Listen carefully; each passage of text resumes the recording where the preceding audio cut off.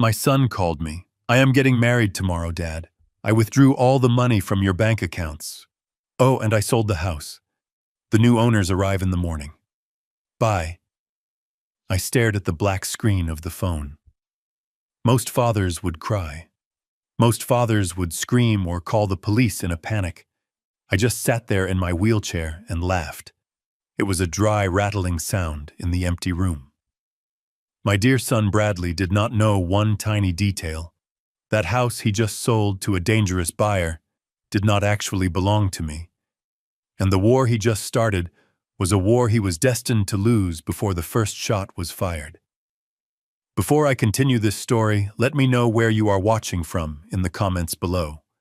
Hit like and subscribe if you have ever had to teach an ungrateful family member a lesson they would never forget. The silence in the Hamptons mansion was absolute.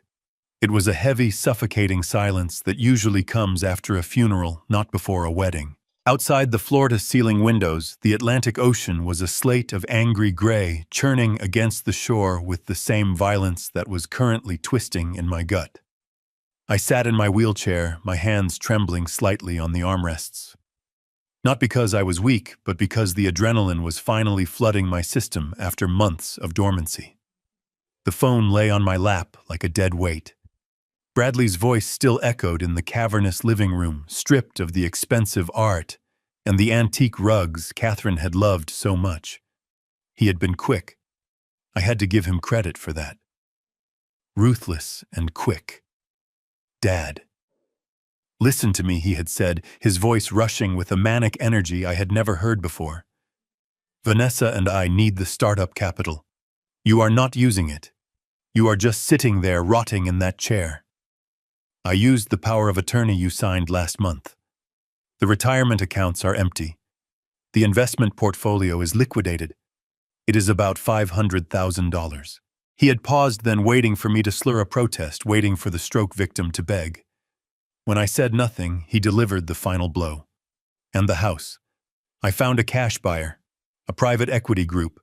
They paid $1.5 million. It is below market value, but they offered immediate liquidity. They want possession tomorrow morning at 8. You need to pack your things, Dad. I booked you a room at the Shady Pines facility in Queens. It is paid for a month. After that, you are on your own. Do not come to the wedding tomorrow. You would just embarrass us. The line had gone dead. No goodbye. No I love you. Just the cold metallic click of a connection severed. I looked around the room. He had already sold the furniture last week, claiming he was decluttering the space for my safety. Now I understood. He was liquidating my life piece by piece, stripping the flesh from the bone until there was nothing left but a skeleton he could discard in a state-run nursing home. I closed my eyes and let the memories of the last 3 months wash over me. It had been the hardest performance of my life. Harder than any undercover audit I had done for the FBI in the 80s. Harder than looking a cartel boss in the eye and telling him his books were clean while wearing a wire. 3 months ago, my wife Catherine died. She was the light of this house, the only thing that kept the darkness of my profession at bay. When she passed, the silence she left behind was deafening. But it was in that silence that I began to hear other things. Whispers. I heard Bradley talking to Vanessa in the hallway after the funeral. He is old, Vanessa had hissed, her voice low and sharp. He is going to spend it all on nurses and doctors. We need that money now, Bradley. My brand is launching next month. He won't last long, Bradley had replied. He is weak. We just need to get control. That was the moment the doubt settled in my heart. A father never wants to believe his son is a monster. You want to believe that the boy you taught to ride a bike, the boy you paid through college, the boy you bailed out of trouble more times than you can count, loves you. But I was not just a father. I was a forensic auditor. My entire career was built on finding the truth hidden beneath layers of lies. I knew that people lie, but numbers do not. And the numbers of Bradley's affection were not adding up. So I devised a test, the ultimate audit of his character. I faked it. I staged a mild stroke. It was not difficult. I knew the symptoms: the facial droop, the slurred speech, the weakness on one side. I spent a week in the hospital letting the doctors run tests that came back inconclusive, attributing it to stress and age. When I came home, I committed to the role. I sat in this wheelchair. I let my hand shake when I held a cup of coffee. I let soup dribble down my chin while Bradley watched with a look of disgust he didn't even try to hide. I became the burden they said I was. And then I handed him the weapon. The power of attorney. I remember the day I signed it. It was raining, much like today. Bradley had placed the document on the table in front of me. "It is just for emergencies, Dad," he had said, his eyes shifting away from mine. "Just so I can pay the bills if you get worse. You trust me, don't you?" I had looked at him, searching for a trace of the little boy who used to cry when he scraped his knee. I searched for hesitation. I searched for guilt. I found none. I only found greed, reflecting the cold ambition of the woman waiting in the car outside. I signed it. My signature was shaky, a perfect imitation of a man losing control of his faculties. I gave him the gun, pointed it at my own chest, and waited to see if he would pull the trigger. Today, he pulled it. He did not just pull it. He emptied the clip. The wind howled outside, rattling the glass panes. I looked down at my legs. They had been still for so long that they felt heavy like lead, but they were strong. I took a deep breath, filling my lungs with the stale air of the empty house. "It is time," I whispered to the empty room. I gripped the armrests of the wheelchair. My knuckles turned white. With a grunt of effort, I pushed. I stood up. I stood tall. My spine straightened, the slump of the invalid vanishing instantly. I stretched my neck, hearing the satisfying crack of vertebrae realigning. I walked to the window, my stride long and purposeful. The limp was gone. The tremors were gone. The old, confused man who needed help using the bathroom was gone. In his place stood Garrison, the man who had brought down Ponzi schemes and dismantled corporate fraud rings. The man who had been feared in boardrooms across Manhattan. Bradley thought he had robbed a senile old man. He had no idea he had just stolen from a wolf in sheep's clothing. I turned away from the window and walked across the expansive living room to the library. The shelves were empty, the books sold off in boxes for pennies on the dollar by my son. But he had missed the most important thing. He was lazy. He only looked at the surface. He saw books and saw $5 apiece. He never checked the structure. I walked to the mahogany paneling on the far wall. I pressed my thumb against a knot in the wood that was slightly darker than the rest. A section of the paneling clicked and swung open, revealing a steel safe embedded in the wall. Bradley knew about the wall safe in the master bedroom. He had emptied that weeks ago, taking Catherine's jewelry and my watch collection. He thought he had found the treasure. He didn't know that was just the decoy. I punched in the code to the hidden library safe. 7, 4, 1, 9. Catherine's birthday. The heavy door swung open. It was empty of cash. I didn't keep cash here. Cash was for amateurs. Inside, there was a single thick red file folder and a cheap disposable burner phone. I took the file and the phone. I walked to the kitchen island, the only piece of furniture too heavy for Bradley to sell. I opened the file. Inside were the documents that defined my true life. The deeds, the trust agreements, the real bank accounts that the power of attorney could not touch, and the surveillance reports. I had not just been sitting in that wheelchair staring at the wall for 3 months. I had been watching. I had hired Blackwood, my old friend, and the most vicious attorney in New York, to watch them. I flipped open the phone. It had one number programmed into it. I pressed call. It rang once, twice. Garrison Blackwood's voice was gravelly, like tires on a gravel road. Is it done? The fish has taken the bait, I said. My voice was strong, resonant, the voice of a commander. He drained the decoy accounts. 500,000. And he sold the house. He sold the Hamptons house, Blackwood asked, a low whistle escaping his lips. That is bold, even for him. Does he know? He knows nothing, I said. He thinks he is a millionaire. He thinks he is a real estate tycoon. He thinks I am packing a suitcase for a nursing home in Queens. Silence on the line. Then Blackwood chuckled. It was a dark, dangerous sound. So what is the play? Garrison. Do we stop the transfer? Do we call the cops now? No, I said. I looked down at the red file. At the photo of Vanessa smiling on a yacht in Miami. A yacht that belonged to her second ex-husband, the one she had bankrupted. Not yet, I said. He wants to be a big shot. He wants to stand up at his wedding tomorrow at the plaza and brag about his empire.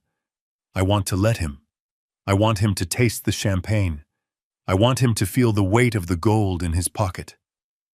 I paused, my hand tightening on the phone. And then when he is at the very top of the mountain, when he is looking down on everyone thinking he has won, I want to push him off. Understood, Blackwood said. Protocol 7, I confirmed. Protocol 7 was the nuclear option. It was a strategy we had devised years ago for a case involving a corrupt CEO who had stolen his employees' pension funds. It involved total asset freezing, public exposure, and simultaneous criminal prosecution. It was designed to not just stop an opponent, but to obliterate them. I want the team ready at the plaza tomorrow, I said. I want the forensic accounting report finalized. And Blackwood, yes, bring the Bentley. I am done with this wheelchair. I hung up the phone and snapped it shut. I tossed it onto the counter. I walked back to the window. The storm was picking up intensity. Rain lashed against the glass. My son had made his choice. He had chosen money over blood. He had chosen a woman who saw him as a bank account over the father who had raised him.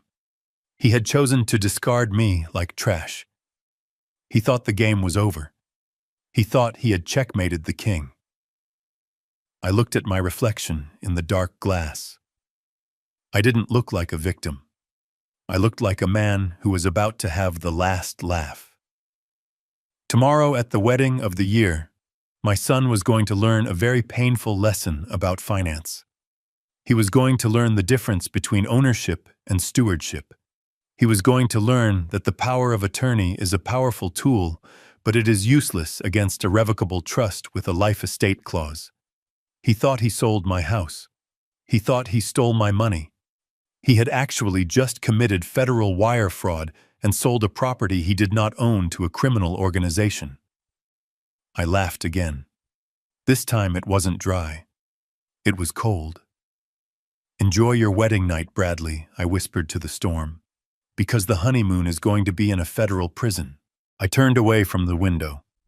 I had work to do. I had to pack. Not for a nursing home, but for a war.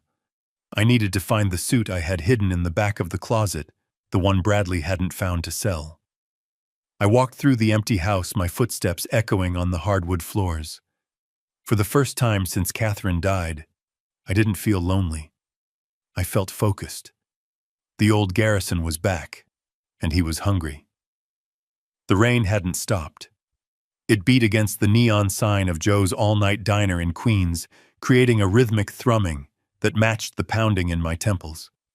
This was the kind of place where dreams came to die over plates of greasy eggs and lukewarm coffee. It was fitting. Tonight, I was burying the last dream I had left, the dream that my son was a decent man who had simply lost his way. I sat in the corner booth, my back to the wall, a habit from a lifetime spent looking over my shoulder. I wasn't wearing the stained sweatpants of the invalid anymore. I was wearing my charcoal Brooks Brothers suit, the one I had worn to testify before Congress in '98. It smelled slightly of mothballs, but it fit like armor. The bell above the door jingled. Blackwood walked in. He didn't look like the senior partner of a white-shoe law firm. He wore a trench coat that had seen better days and a fedora pulled low. He carried a leather briefcase that looked heavy enough to contain a body. He slid into the booth opposite me without a word. The waitress, a tired woman named Mabel, who had been working here since the Nixon administration, poured him a mug of black coffee and left the pot. "You look good for a dead man," Blackwood grunted, taking a sip of the sludge. "I feel dead," I replied, my voice devoid of emotion. "What do you have?" He didn't waste time. He hoisted the briefcase onto the table and clicked the brass latches. The sound echoed in the empty diner like a gunshot. He pulled out a thick stack of documents paper-clipped together and slid them across the Formica table. "I have spent 40 years dissecting financial corpses," Blackwood said, his eyes hard. "But this is a massacre." I put on my reading glasses. I didn't need them to see the truth, but I needed them to see the details. I was a forensic auditor. That wasn't just a job title on a resume. It was who I was. For 3 decades, I hunted the kind of men who destroy economies. I tracked cartel money through the labyrinth of shell companies in the Cayman Islands. I found the hidden ledgers that sent CEOs to federal prison. I could look at a spreadsheet and smell the fear in the numbers. I looked at Bradley's financials. And the smell was overwhelming. It wasn't an investment portfolio. It was a crime scene. Page 1. The $500,000 he had drained from my decoy accounts yesterday.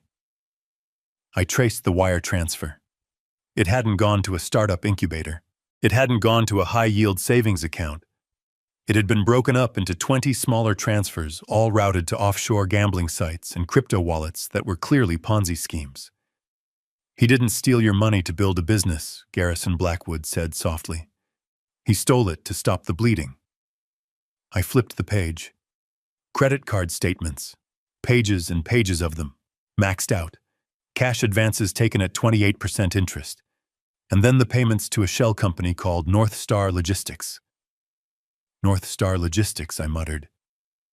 "That sounds familiar." "It should," Blackwood said. "It is a front for Mickey the Shark." I froze. Mickey the Shark was not a nickname you wanted to see on your son's bank statement. He was a loan shark who operated out of the back of a butcher shop in Hell's Kitchen. He didn't send overdue notices. He sent men with baseball bats.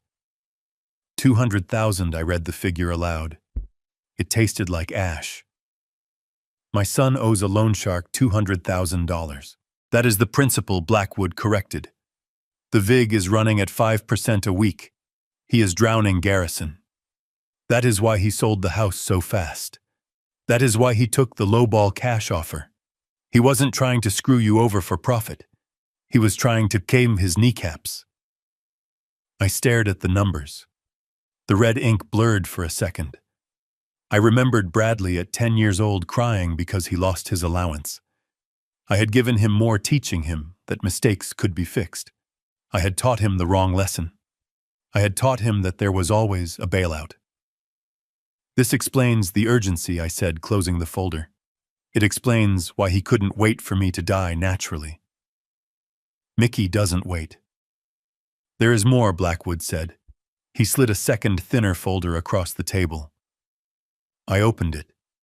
It was a copy of the sales contract for the Hamptons house. I scanned the terms. It was worse than I thought. It wasn't just a quick sale. It was a quitclaim deed transfer to a holding company registered in Delaware. "Who is the buyer?" I asked. "A man named Vinnie Moretti," Blackwood said. I knew the name. Moretti was a fixer for the tri-state mob. He bought distressed properties for cash, used them for money laundering or safe houses, and then flipped them. He wasn't a man who checked title insurance. He was a man who expected to get what he paid for. Bradley sold a house he doesn't own to the mob. I said, a cold laugh escaping my lips. He took $1.5 million from Vinnie Moretti for a property that belongs to the Catherine Garrison Revocable Trust, and he spent $500,000 of it paying off. Mickey Blackwood added, "So even if he wanted to refund the money when the deal goes south, he can't. He is short."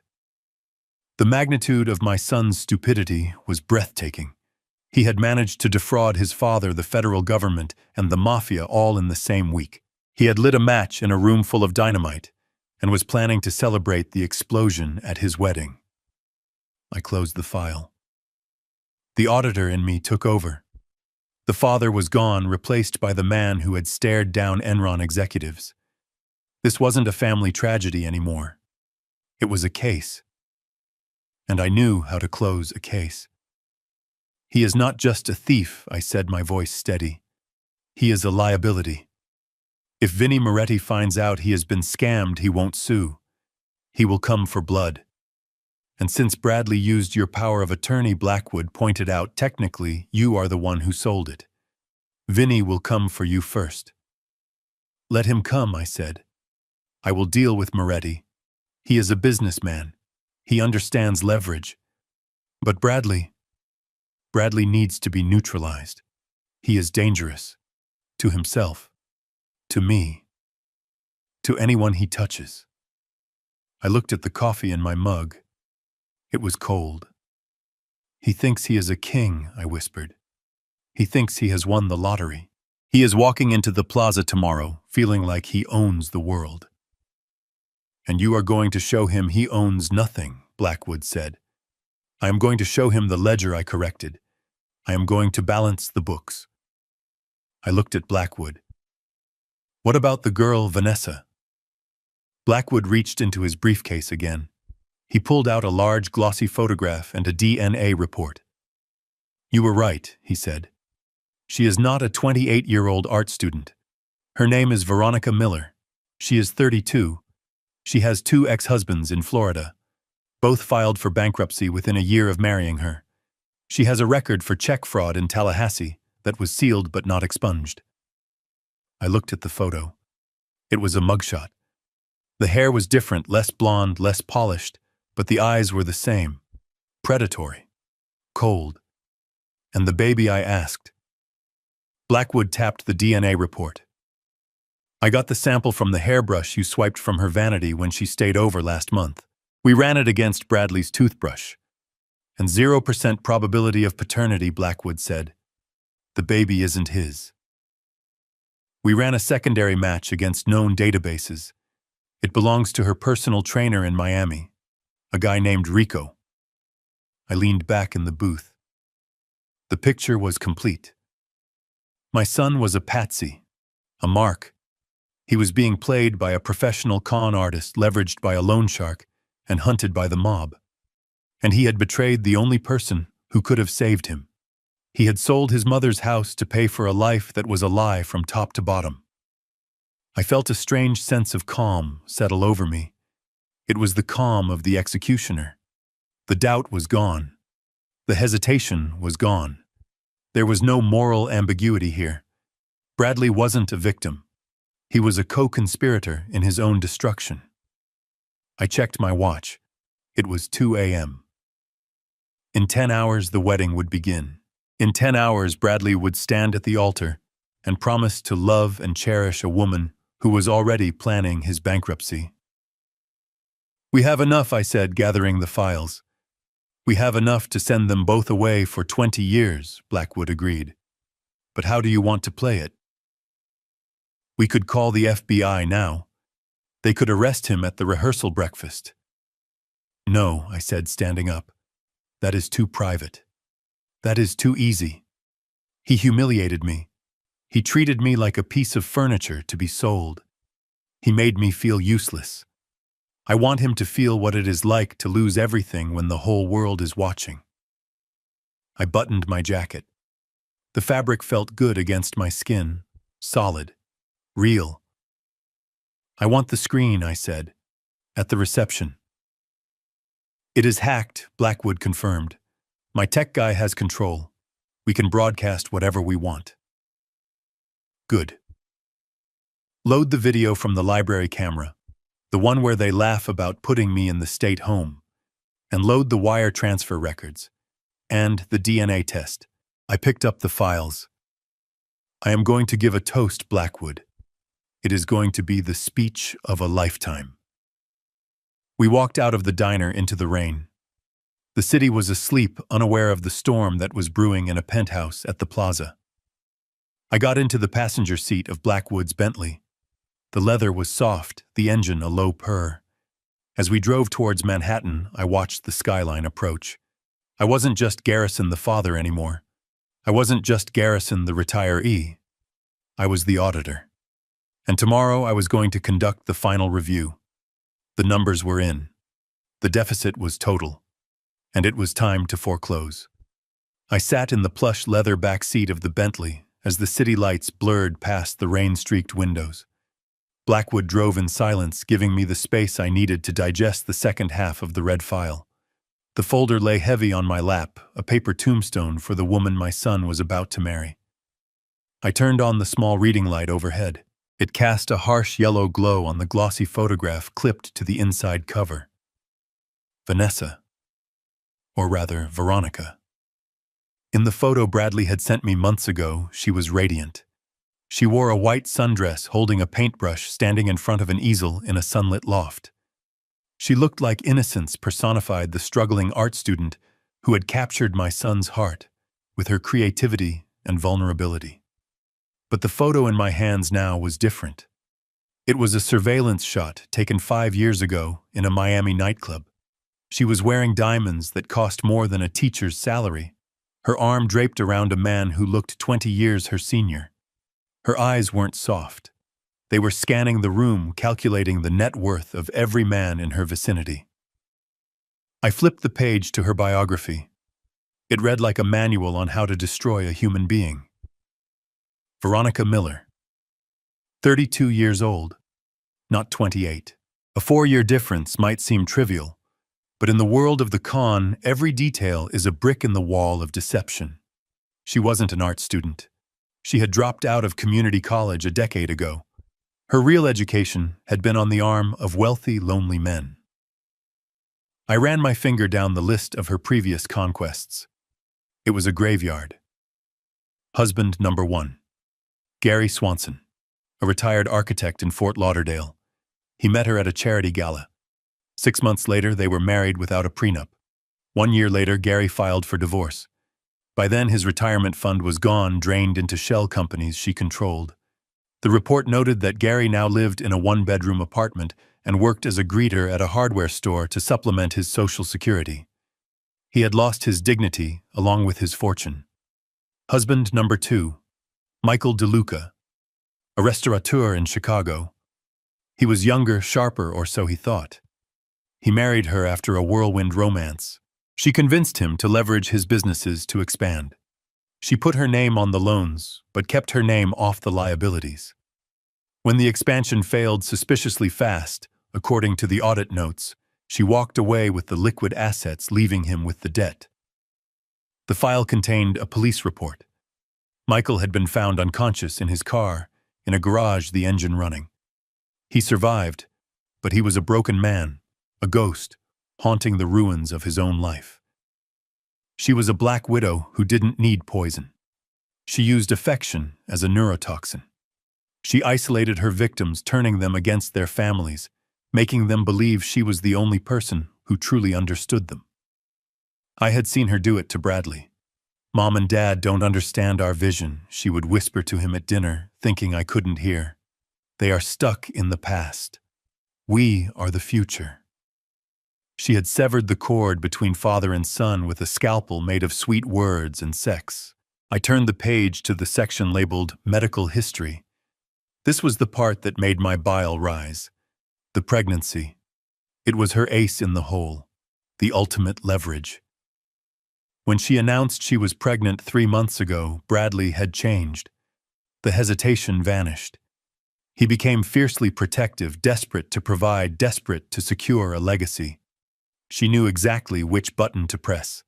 She knew that a weak man like Bradley would do anything to feel like a patriarch. She had used that child to rush the wedding. She used that child to justify the sale of the house.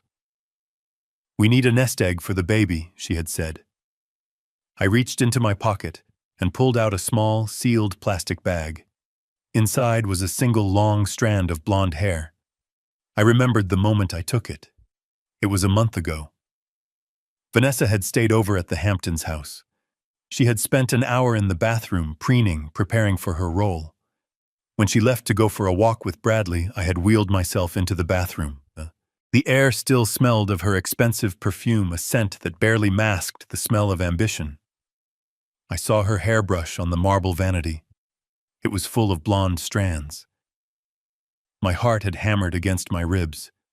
If she had come back, if she had seen the invalid standing up, the game would have been over. But I took the risk. I plucked a hair from the brush, sealed it in a bag I had taped under the wheelchair seat, and left. I had sent it to a private lab in Switzerland that Blackwood used for his high-profile divorce cases. I also sent a sample from Bradley's razor. I unfolded the DNA report Blackwood had given me. It was a complex document full of genetic markers and statistical probabilities, but the conclusion was written in plain English at the bottom. Probability of paternity 0.00%. I stared at the zeros.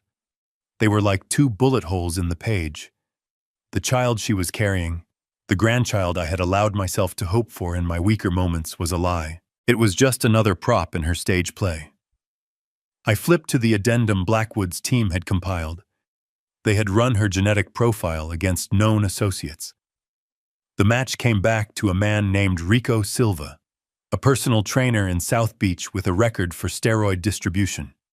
She was passing off the child of a drug dealer as the heir to the Garrison estate. I felt a cold fury settle in my chest. It wasn't just about the money anymore. It was about the blood. She had tried to graft a lie onto my family tree. She had tried to steal not just my assets, but my lineage. I closed the file. The weight of it felt different now. It wasn't just paper. It was a weapon. I looked out the window. We were crossing the bridge into Manhattan. The skyline was a jagged row of teeth against the night sky. Somewhere in that concrete jungle, Vanessa was probably sleeping soundly, dreaming of the millions she thought she had secured. She was dreaming of the penthouse she would buy, the parties she would throw, the way she would laugh about the stupid old man she had tricked. She didn't know that the old man knew everything.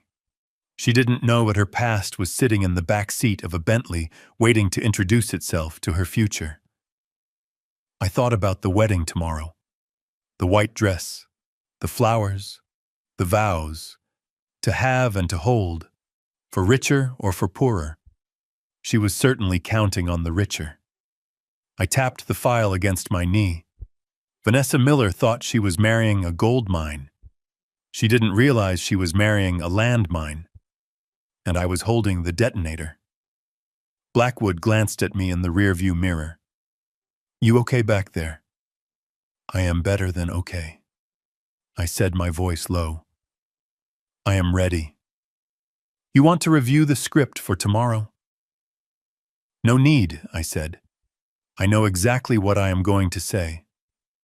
I am going to welcome her to the family. I am going to welcome her with the same warmth she showed me." I looked down at the photo of her one last time. "You wanted a life of luxury, Veronica," I whispered to the glossy image. "You wanted to be taken care of. Don't worry. The federal government has excellent housing facilities. They will take good care of you." I slid the photo back into the folder and snapped the rubber band shut. The sound was sharp, final. The investigation was over. The trial was about to begin. I turned my attention to the second stack of documents Blackwood had placed on the scarred table of the diner. These were not police reports or background checks. These were financial autopsies. The ledger of my son's life bleeding red ink onto the page. I took a sip of water, trying to wash away the taste of the cheap coffee, but the metallic tang of betrayal remained in my mouth. I adjusted my glasses and began to read the fine print of the real estate contract Bradley had signed just 24 hours ago. The document was standard, or at least it tried to look standard. But to a trained eye, it was a confession of desperation written in legalese. Sale price $1,500,000. I stared at the number. It was an insult, a slap in the face. That house in the Hamptons wasn't just a structure of wood and stone. It was where Catherine and I had spent our anniversaries. It was where we had weathered hurricanes and hosted Christmases. We had bought it for $2 million in the 90s. It was appraised at $4 million last year. Bradley had sold it for scrap. He had sold my memories, my sanctuary, my wife's garden for 30 cents on the dollar. I looked at the buyer's name again. Vinnie Moretti. In the world of forensic auditing, you learn names. You learn the names of the CEOs who cook the books, and you learn the names of the men who break the legs of the people who don't pay. Vinnie Moretti was not a real estate enthusiast. He was a shark who swam in the deep, murky waters of distressed assets. He bought properties from desperate people, stripped them of value, used them for things I didn't want to imagine, and then discarded them. I flipped to the addendum on page 4. This was the clause that made my blood run cold. Immediate possession. The seller agrees to vacate the premises by 8 a.m. on the day following the execution of this agreement. The property is sold as is, with all contents included. All contents included. My stomach twisted. Bradley hadn't just sold the house. He had sold everything inside it. My books, my clothes, Catherine's piano, the photos of his own childhood. He hadn't bothered to pack a single box. He had just walked out, locked the door, and handed the keys to a mobster, leaving 40 years of our family history to be thrown into a dumpster by Vinnie Moretti's crew. Why, I asked the empty air. Why the rush? Why the fire sale? Blackwood didn't speak. He just pointed a calloused finger at the other stack of papers. The bank statements. I pulled them closer. The story they told was even uglier than the sale of the house. It was a timeline of a slow-motion suicide. I traced the transactions back. It hadn't started yesterday. It hadn't started when Catherine died. It had started 2 years ago. While I was sitting by my wife's bedside during her chemo treatments, while I was distracted by grief and fear, Bradley had been busy. Online casinos, crypto exchanges based in Malta, sports betting apps. The amounts started small. $500 here, $1,000 there. Losses were chased with bigger bets. Wins were reinvested into riskier ventures. It was the classic spiral of the addict.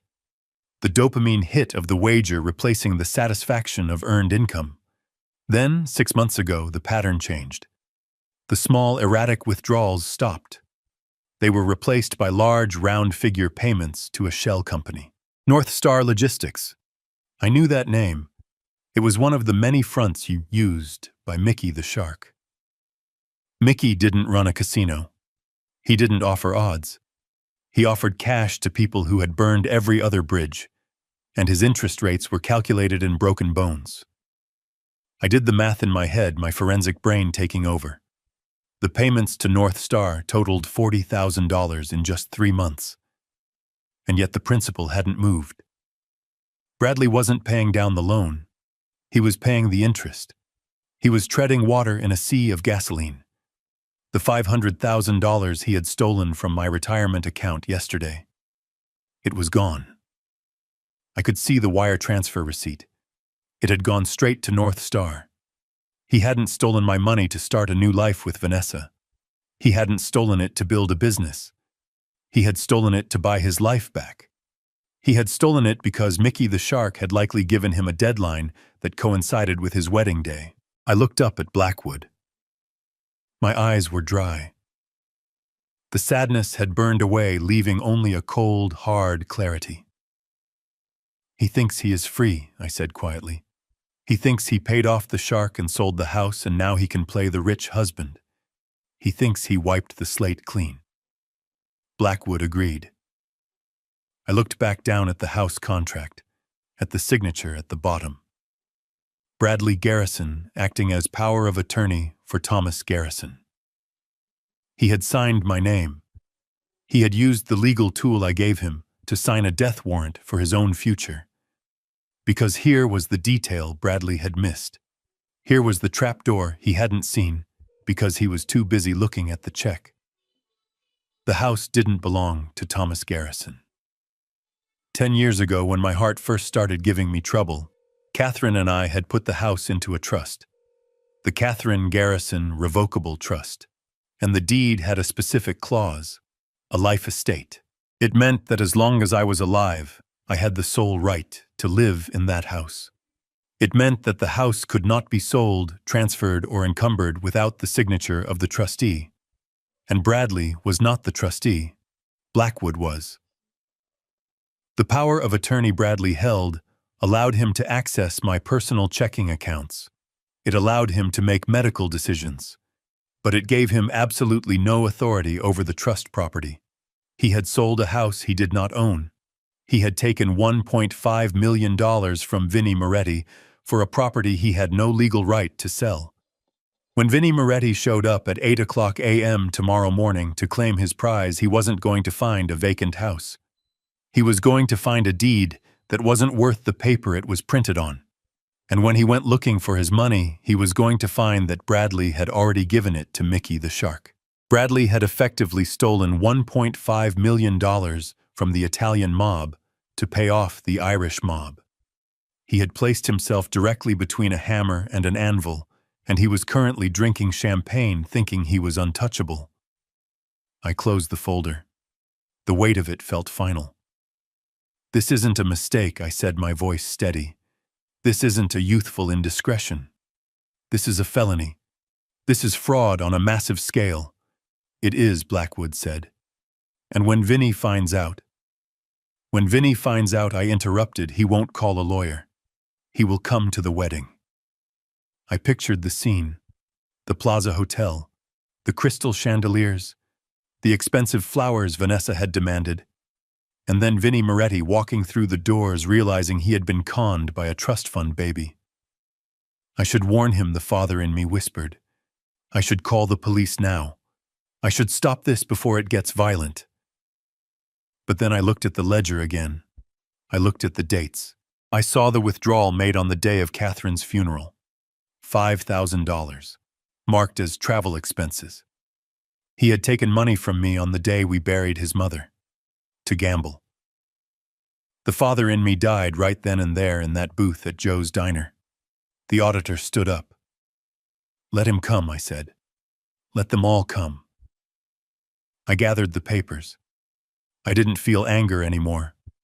I felt the cold precision of a surgeon preparing to cut out a tumor. Bradley was the tumor. He had metastasized. He was consuming everything around him. "We are going to the plaza," I told Blackwood. "I am not going there to stop a wedding. I am going there to conduct a liquidation." I checked my watch. The sun would be up soon. The day of the wedding. The day my son thought he would be crowned king. He didn't know that the castle was built on sand and the tide was coming in fast. "Drive," I said to Blackwood. "I don't want to be late for the reception. I have a feeling the entertainment is going to be unforgettable." The Bentley pulled over to the curb on 58th Street, just around the corner from the main entrance of the plaza. The rain had turned into a freezing drizzle that coated the city in a sheen of gray misery. It was the perfect weather for a tragedy, or in my case, a performance. Blackwood killed the engine. He didn't say a word. He just got out, retrieved the wheelchair from the trunk, and unfolded it on the wet pavement. I stepped out of the luxury car and lowered myself into the seat. It felt familiar now, this throne of deception. I draped a moth-eaten wool blanket over my legs, the same one I used to keep in the trunk for roadside emergencies. I messed up my hair, letting the wind catch the thinning gray strands until I looked like a man who had slept under a bridge. I slumped my shoulders, curving my spine into the question mark of the defeated. I looked at my reflection in the side mirror of the Bentley. Garrison the auditor was gone. In his place sat a discard, a remnant, a father who had been chewed up and spat out by his own progeny. Blackwood handed me a small cardboard sign I had prepared. It simply read, "Family." The irony was sharp enough to cut glass. "Go get them," Blackwood whispered. He got back into the car to drive it to the garage, leaving me alone on the sidewalk. I placed my hands on the rims of the wheels. They were cold, slick with rain. I began to push. The Plaza Hotel loomed above me, a fortress of limestone and luxury. The golden light spilling from its revolving doors looked like the entrance to heaven, but I knew that inside hell was in session. Doormen in livery stood guard, their eyes scanning for guests and filtering out the unwanted. I was the definition of unwanted. I rolled up the ramp, my wheels squeaking against the stone. One of the doormen stepped forward, his hand raised in a gesture of polite dismissal. "Sir, you cannot be here," he said, his voice firm but low. "This is private property." I looked up at him, letting my jaw slacken, letting my eyes lose focus. I didn't speak to him. I spoke through him. "My son." I rasped, my voice cracking perfectly. "My son is getting married. Bradley Garrison." The doorman hesitated. The name registered. The Garrison wedding was the main event today. It was the reason the grand ballroom was closed off. It was the reason the lobby was filled with women in gowns that cost more than this man's annual salary. He looked at my rags. He looked at my wheelchair. He looked at the desperation etched into my face. He didn't see a threat. He saw a scandal. And in a hotel like the Plaza, you handle scandals by moving them out of sight as quickly as possible. "I just want to see him," I whispered. "Just one look." He tapped his earpiece, muttering something about a situation. But I didn't wait for permission. I pushed forward the wheelchair, bumping over the threshold of the revolving door. The warmth of the lobby hit me like a physical blow. The air smelled of expensive lilies and old money. The hum of conversation died down as I rolled onto the marble floor. I was an ink stain on a pristine white sheet. I could feel the eyes of the hotel guests on me. The judgment, the pity, the disgust. I fed on it. I let it fuel the character I was playing.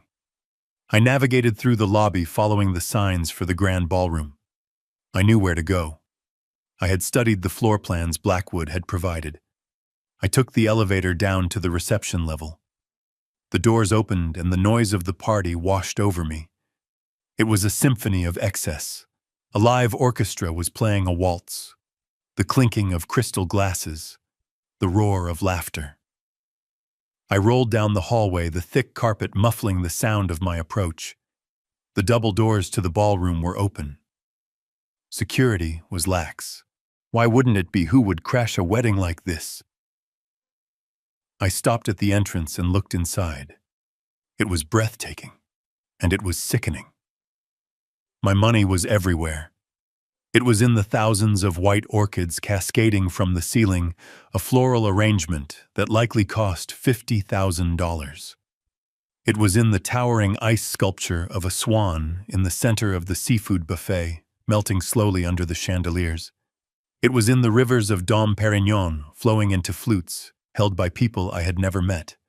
Strangers drinking my retirement. Strangers eating the proceeds of my wife's garden. And there, in the center of the dance floor, was my son. Bradley looked magnificent. I had to give him that. He was wearing a bespoke tuxedo that fit him perfectly, hiding the softness of a man who had never done a day of manual labor in his life. He was laughing, his head thrown back, holding a glass of champagne.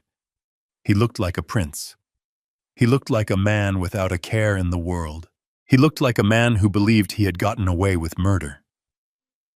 Next to him was Vanessa, or Veronica, or whatever name she was using to cash the checks. She was wearing a dress that was more diamonds than fabric. It hugged her body, showing off the baby bump that she cradled protectively with one hand. the fake heir, the golden ticket. She was beaming, playing the role of the blushing bride and the devoted mother-to-be. She looked at Bradley with a gaze that simulated adoration so well, it was almost frightening. I gripped the wheels. My knuckles turned white. This was it. The moment of impact. I pushed myself into the ballroom. I didn't yell. I didn't make a scene immediately. I just rolled. Slowly.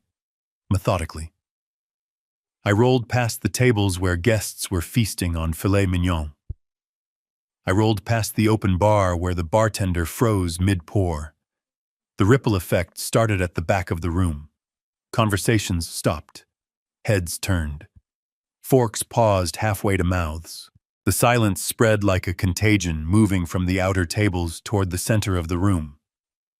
The music faltered as the conductor noticed the shift in the atmosphere.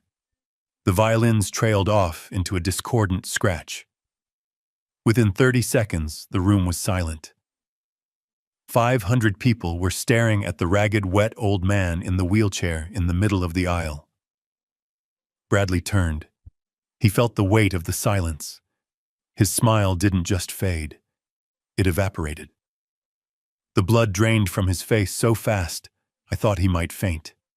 He looked at me, and for a second, I saw the terror of a child caught stealing.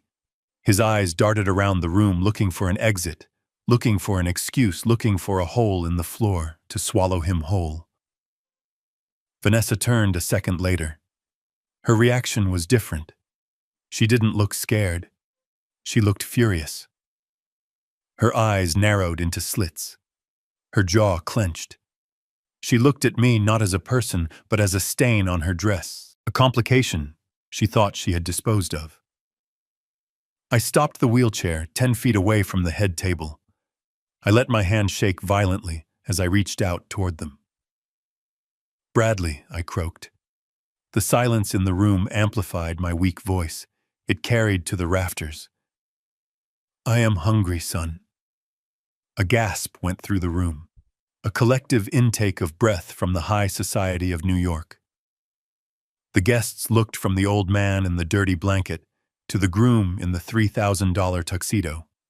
They looked at the untouched plates of food on the tables and then back at me. The connection was made instantly. The narrative wrote itself in their minds. The wealthy son, the abandoned father. Bradley took a step forward, then stopped. He didn't know what to do. If he kicked me out, he was a monster. If he acknowledged me, his lie of the self-made man crumbled. He was paralyzed by his own vanity. "Dad." He hissed, his voice a desperate whisper that tried to be private, but failed. "What are you doing here? You are supposed to be away." I couldn't pay, Bradley, I whined, playing the confusion card. They wouldn't let me in. "You took the money, Bradley. You took it all." The whispers started then, like the buzzing of 1,000 angry bees. The guests were leaning in, exchanging shocked glances. "He took the money. Did you hear that?" "Is that his father?" "I thought he said his father was in Europe." Vanessa stepped in front of Bradley. She was the shield. She was the general. She knew the optics were collapsing, and she had to salvage the scene. She walked toward me, her heels clicking on the parquet floor.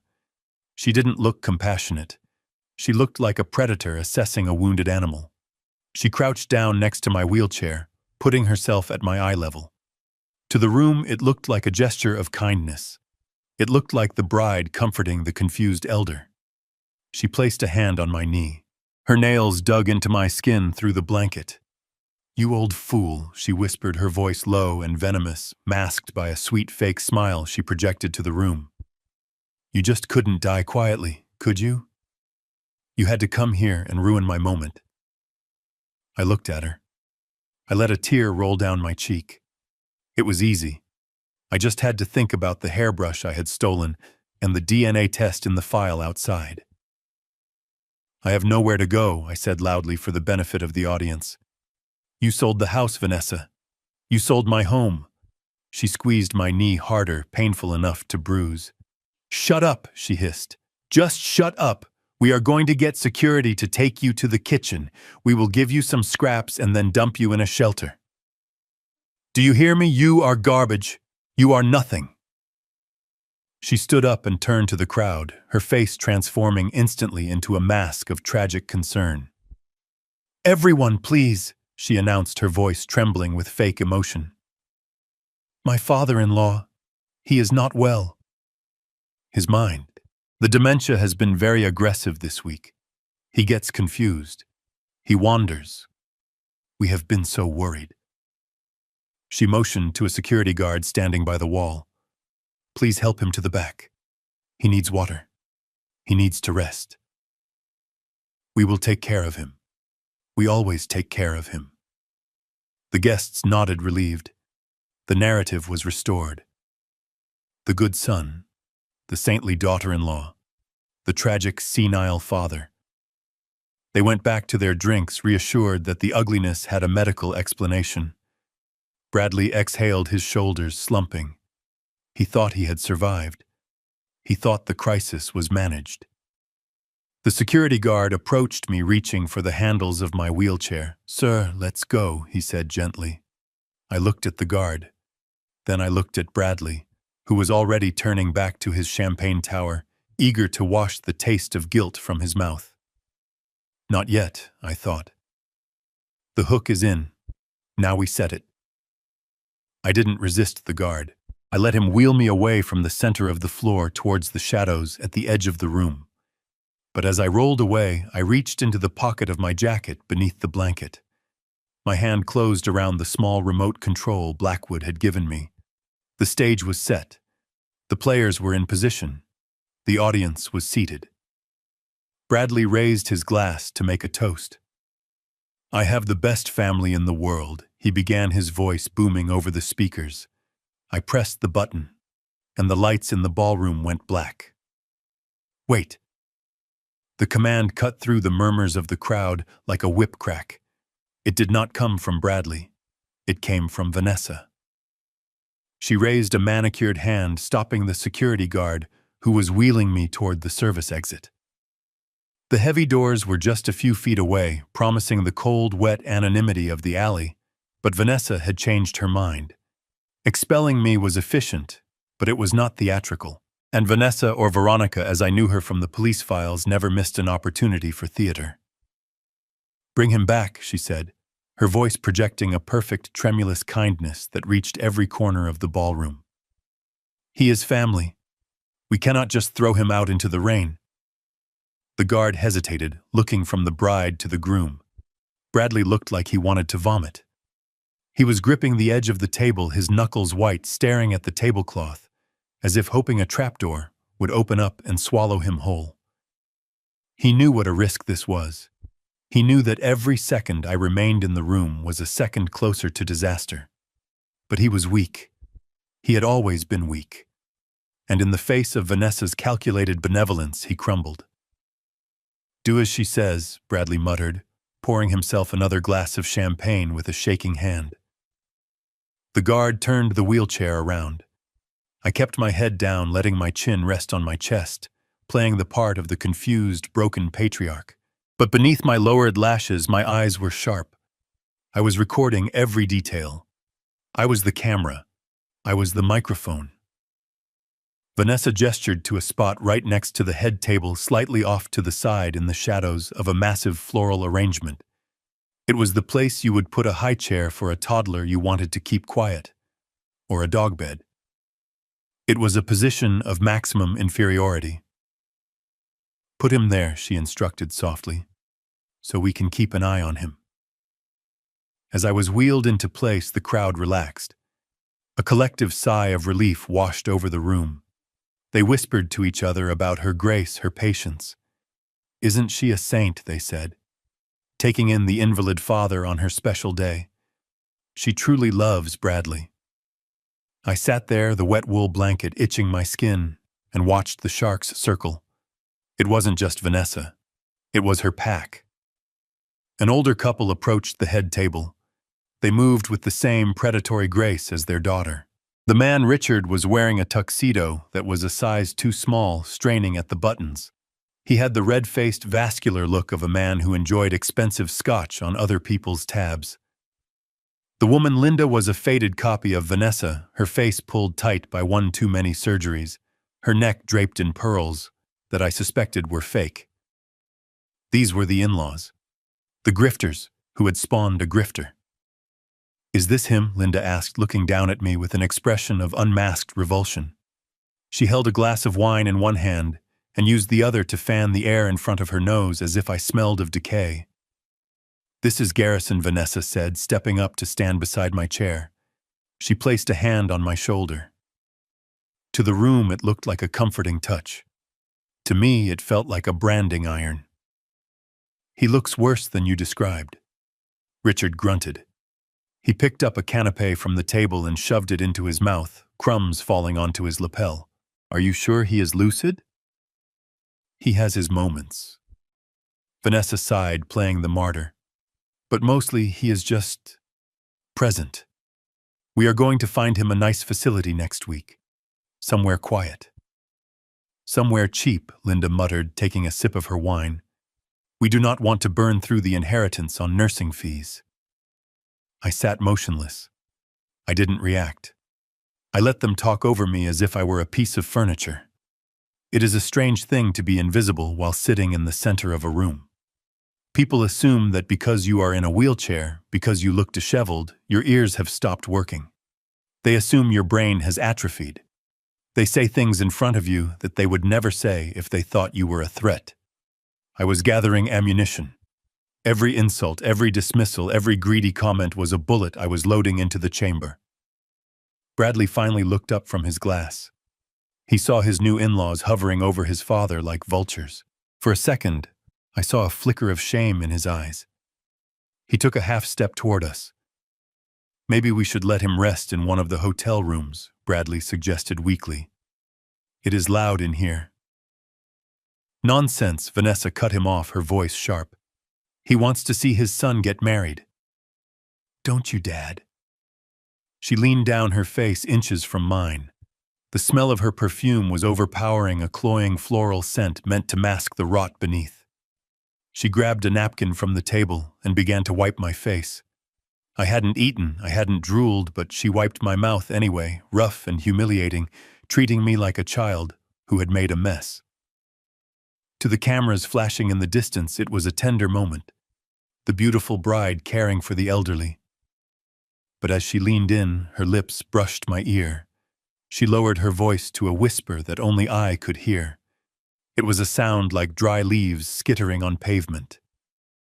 "Thank you for the retirement fund, old man," she hissed. "You made this whole day possible. The dress, the flowers, the ring.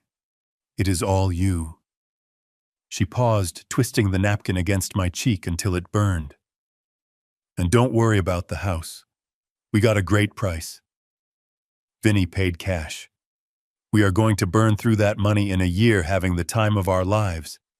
And you are going to rot in a state home in Queens. I picked it out myself. It smells like urine and boiled cabbage. You will fit right in." She pulled back her face, beaming with a radiant plastic smile for the guests. "There," she said loudly. "All clean." She patted my cheek. "Pat, pat, like a dog." I stared at her. I looked deep into her eyes. I didn't see a soul. I saw a calculator. I saw a woman who had measured my life in dollars and cents and decided I was worth more dead than alive. Bradley watched the whole exchange. He heard the tone, if not the words. He saw the way she handled me. He saw the cruelty in her touch. And he did nothing. He turned back to the table and poured another drink. That was the moment the last tether snapped. The final thread of fatherly affection that had been holding me back, making me hesitate, making me wonder if I was being too harsh, severed completely. He wasn't a victim of her manipulation. He was a willing participant. He was trading his father's dignity for a trophy wife and a pile of cash he hadn't earned. He was a coward. And in my world, in the world of audits and accountability, Cowards were the first to fall. Linda leaned over and poked my arm with a manicured nail. "Hey," she said loudly as if I were deaf. "Do you know where you are? Do you know what day it is?" I looked at her. I slowly let a line of drool escape the corner of my mouth. It was a degradingly effective trick. "Oh God, gross."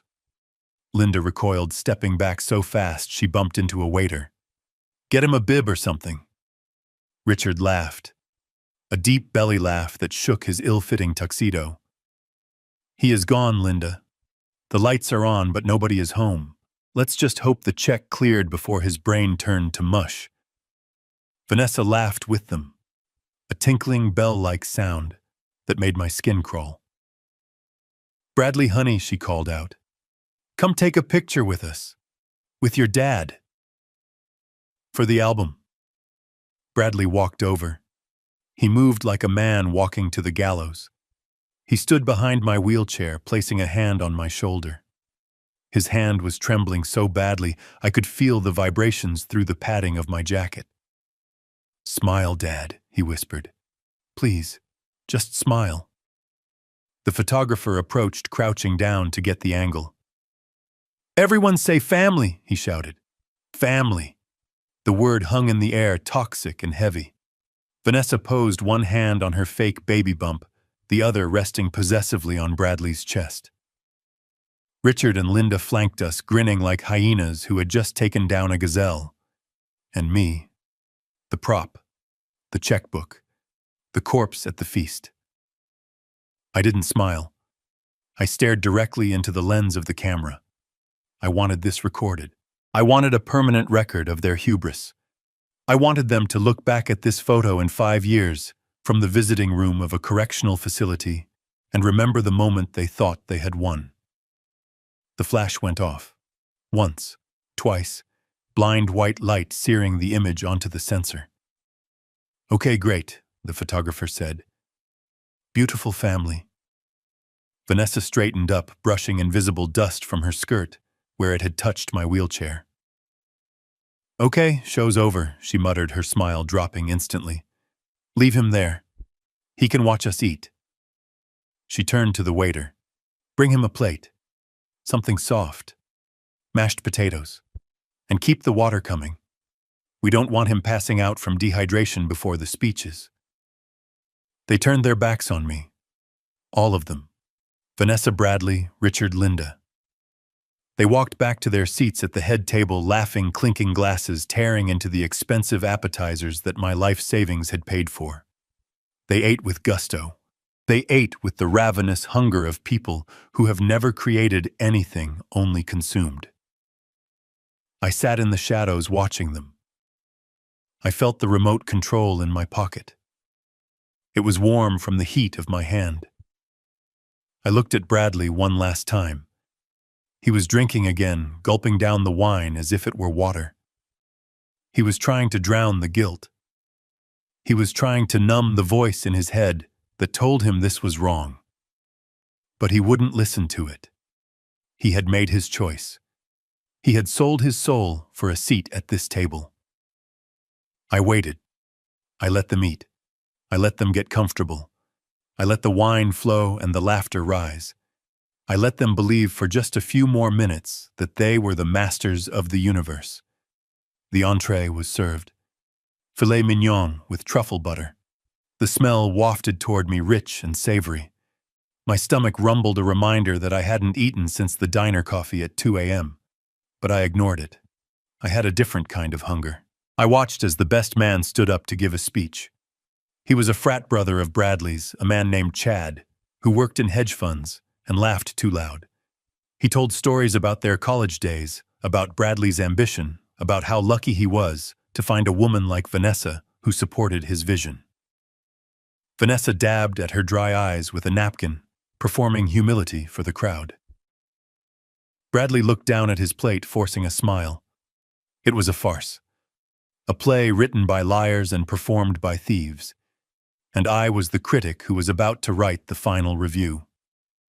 The speeches dragged on. The father of the bride, Richard, stood up. He rambled about how proud he was to welcome Bradley into the family, about the merging of two great dynasties.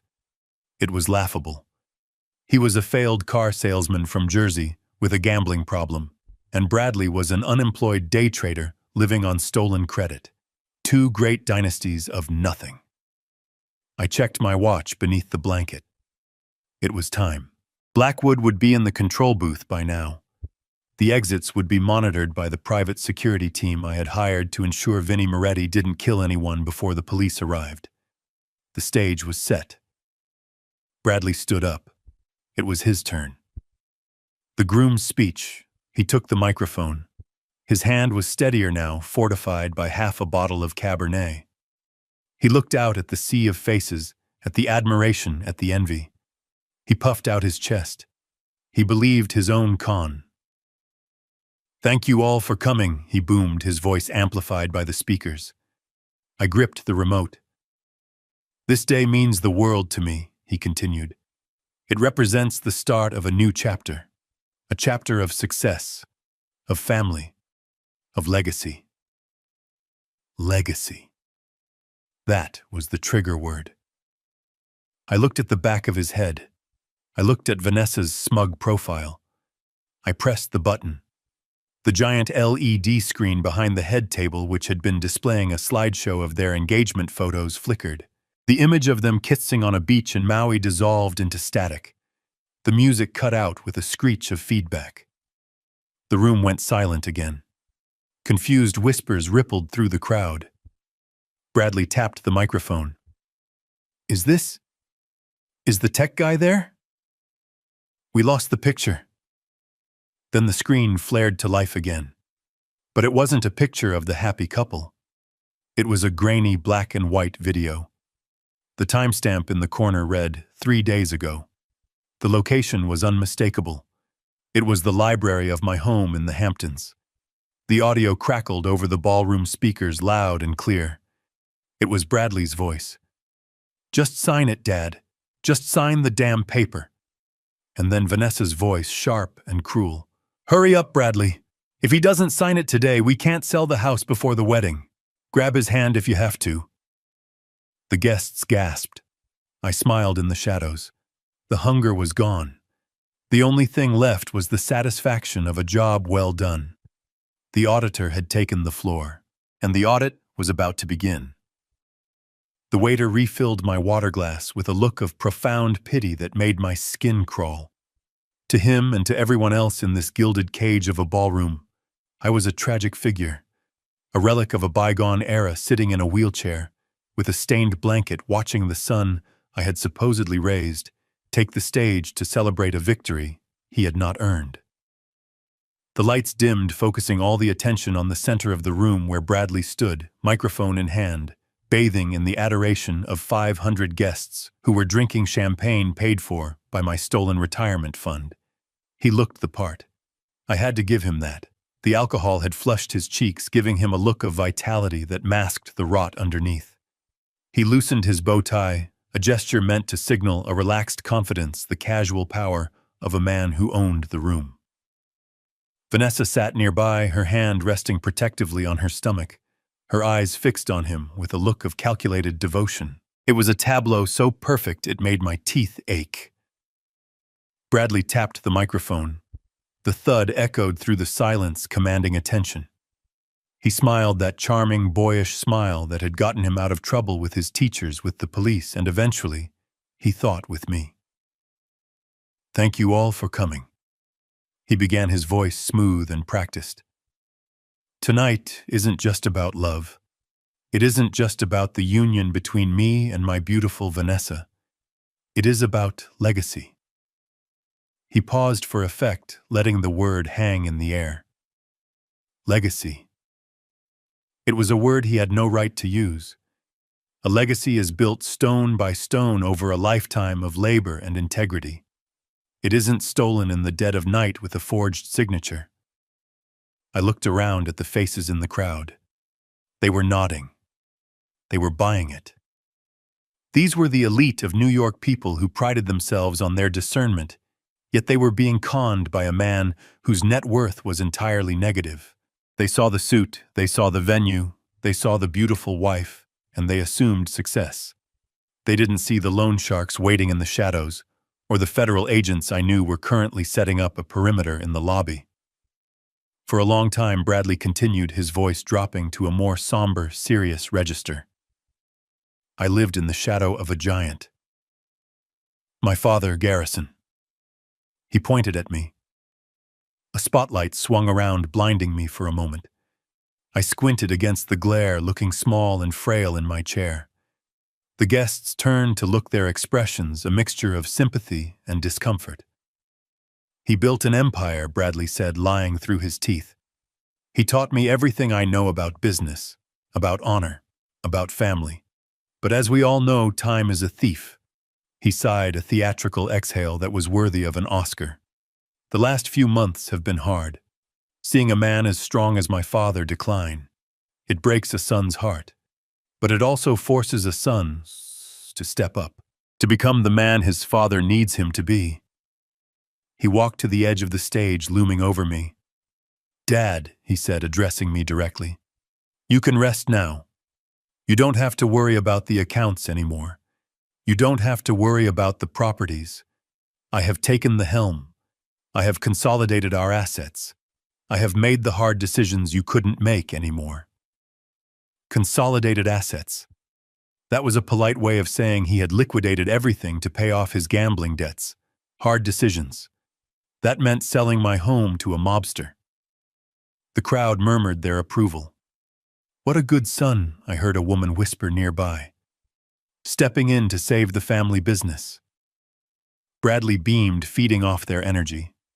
He turned back to the room, his voice rising, gaining momentum. And I am proud to announce that as of yesterday, we have entered a new phase. Garrison Holdings is not just surviving. We are evolving. With the capital I have secured, Vanessa and I are launching a new venture, a global lifestyle brand that will redefine luxury for the next generation. He raised his glass high. To the future, he shouted. To a new empire. And to my father, who can finally enjoy his twilight years in peace, knowing his legacy is safe in my hands. The room exploded into applause, a standing ovation. They cheered for the thief. They toasted the liar. They celebrated the destruction of my life as if it were a triumph of succession. Vanessa stood up and kissed him, a flashbulb-perfect moment of marital bliss. She whispered something in his ear that made him laugh, a laugh that sounded to me like the cracking of a whip. I sat there motionless. The applause washed over me like a physical wave.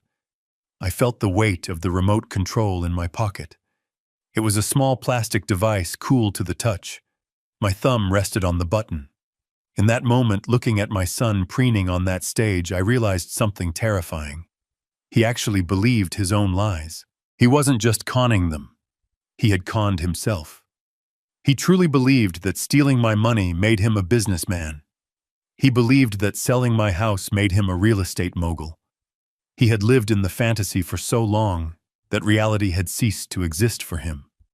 He thought he was the hero of this story.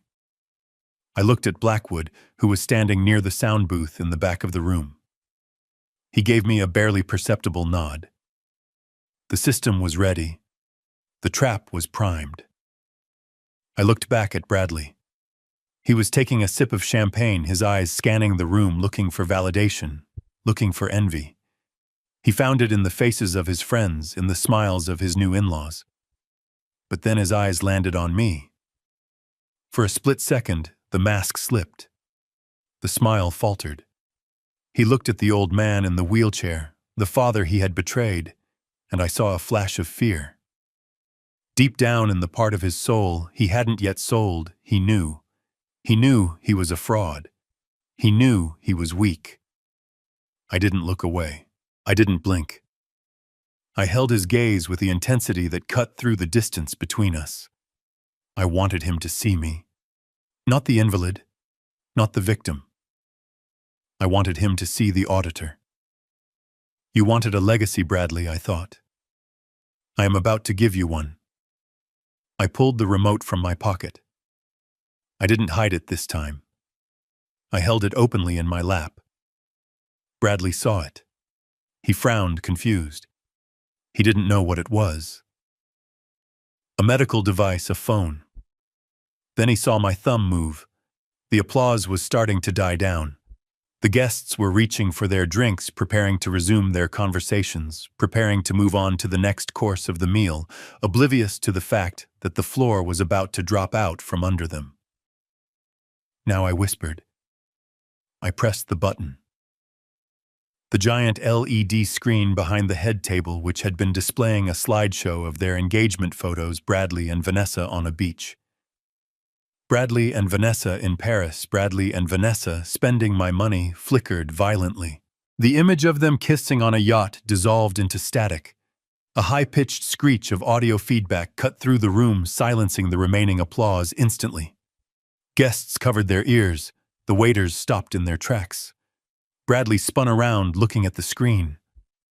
"What is that?" he shouted at the tech booth. "Fix it!" Vanessa looked panic-stricken. This wasn't in the script. Perfection was breaking down. Then the static cleared. The image that replaced it was not a professional photo. It was grainy black and white, shot from a high angle. It was the library of my house in the Hamptons. The date stamp in the corner was glowing in neon green letters. 3 days ago. The room went deathly silent. You could hear the hum of the projector. On the screen, 2 figures walked into the frame. Bradley and Vanessa. They weren't posing. They weren't smiling for the cameras. They looked agitated, hungry. The audio crackled over the ballroom speakers, loud and clear, stripping away the polish of the wedding venue and replacing it with the raw, ugly sound of conspiracy. It was Bradley's voice. "Just sign it, Dad. Just sign the damn paper." And then Vanessa's voice, sharp and cruel, echoing off the walls of the ballroom. "Hurry up, Bradley. If he doesn't sign it today, we can't sell the house before the wedding. Grab his hand if you have to. Force him." The gasp from the audience was a physical thing, sucking the air out of the room. I sat back in my wheelchair. I crossed my hands over my chest. The speech was over. The evidence had begun. And the empire my son had just claimed was about to burn to the ground. The video continued to play on the massive screen looming over the head table. It was a masterclass in cruelty, broadcast in high definition. The grainy black and white footage from the library security camera was unforgiving. It showed Bradley guiding my hand across the paper, his face twisted in a sneer of impatience. On the screen, he looked up at Vanessa and laughed. It was a sound that curdled the blood. "He is totally gone, the on-screen," Bradley said, his voice echoing through the silent ballroom. "He thinks he is signing a medical release. He has no idea he just gave away the deed." Vanessa walked into the frame. She was holding a bottle of wine she had taken from my cellar, a vintage Bordeaux I had been saving for my 20th anniversary with Catherine. She took a swig directly from the bottle. "Who cares what he thinks?" she said, wiping her mouth with the back of her hand. "The old man is a vegetable. He will be dead in 6 months, anyway. We might as well enjoy the money while he is still rotting in that chair." The ballroom was frozen. 500 guests, the elite of New York society, stared in horror at the giant screen. The image froze on a close-up of their faces. They were clinking glasses over the document, their expressions filled with a greedy, predatory glee. It was the undeniable face of malice. The silence that followed was absolute. It was the silence of a tomb. No one moved. No one breathed. The only sound was the hum of the air conditioning and the terrified, ragged breathing of my son. Bradley stood on the stage, his mouth opening and closing like a fish out of water. He looked at the screen, then at the audience, then at Vanessa. His face had gone the color of ash. He tried to speak, tried to find a lie that could cover this, but his voice failed him. Vanessa was statue still, her hand covering her mouth, her eyes wide with the realization that her mask had been ripped off in front of everyone who mattered. I sat in the shadows for one heartbeat longer. I let the shame soak into them. I let the realization of their exposure settle into their bones. Then I moved. I gripped the blanket that covered my legs. The moth-eaten wool that had been my costume, my shield, my disguise. With a violent jerk of my hand, I threw it aside. It landed on the floor in a heap of gray misery. I placed my hands on the armrests of the wheelchair. I didn't tremble. I didn't struggle. I pushed down with the strength of a man who has spent a lifetime holding up the weight of the world. I stood up, a collective gasp ripped through the room. It started near me and spread outward like a wave. The invalid was rising. The broken man was straightening his spine. I stretched to my full height, 6 feet and 2 inches of cold, hard retribution. I adjusted my jacket. I fixed my cuffs. I looked at the stage with eyes that were no longer cloudy or confused. They were sharp. They were clear. They were the eyes of the auditor. I took a step forward, then another.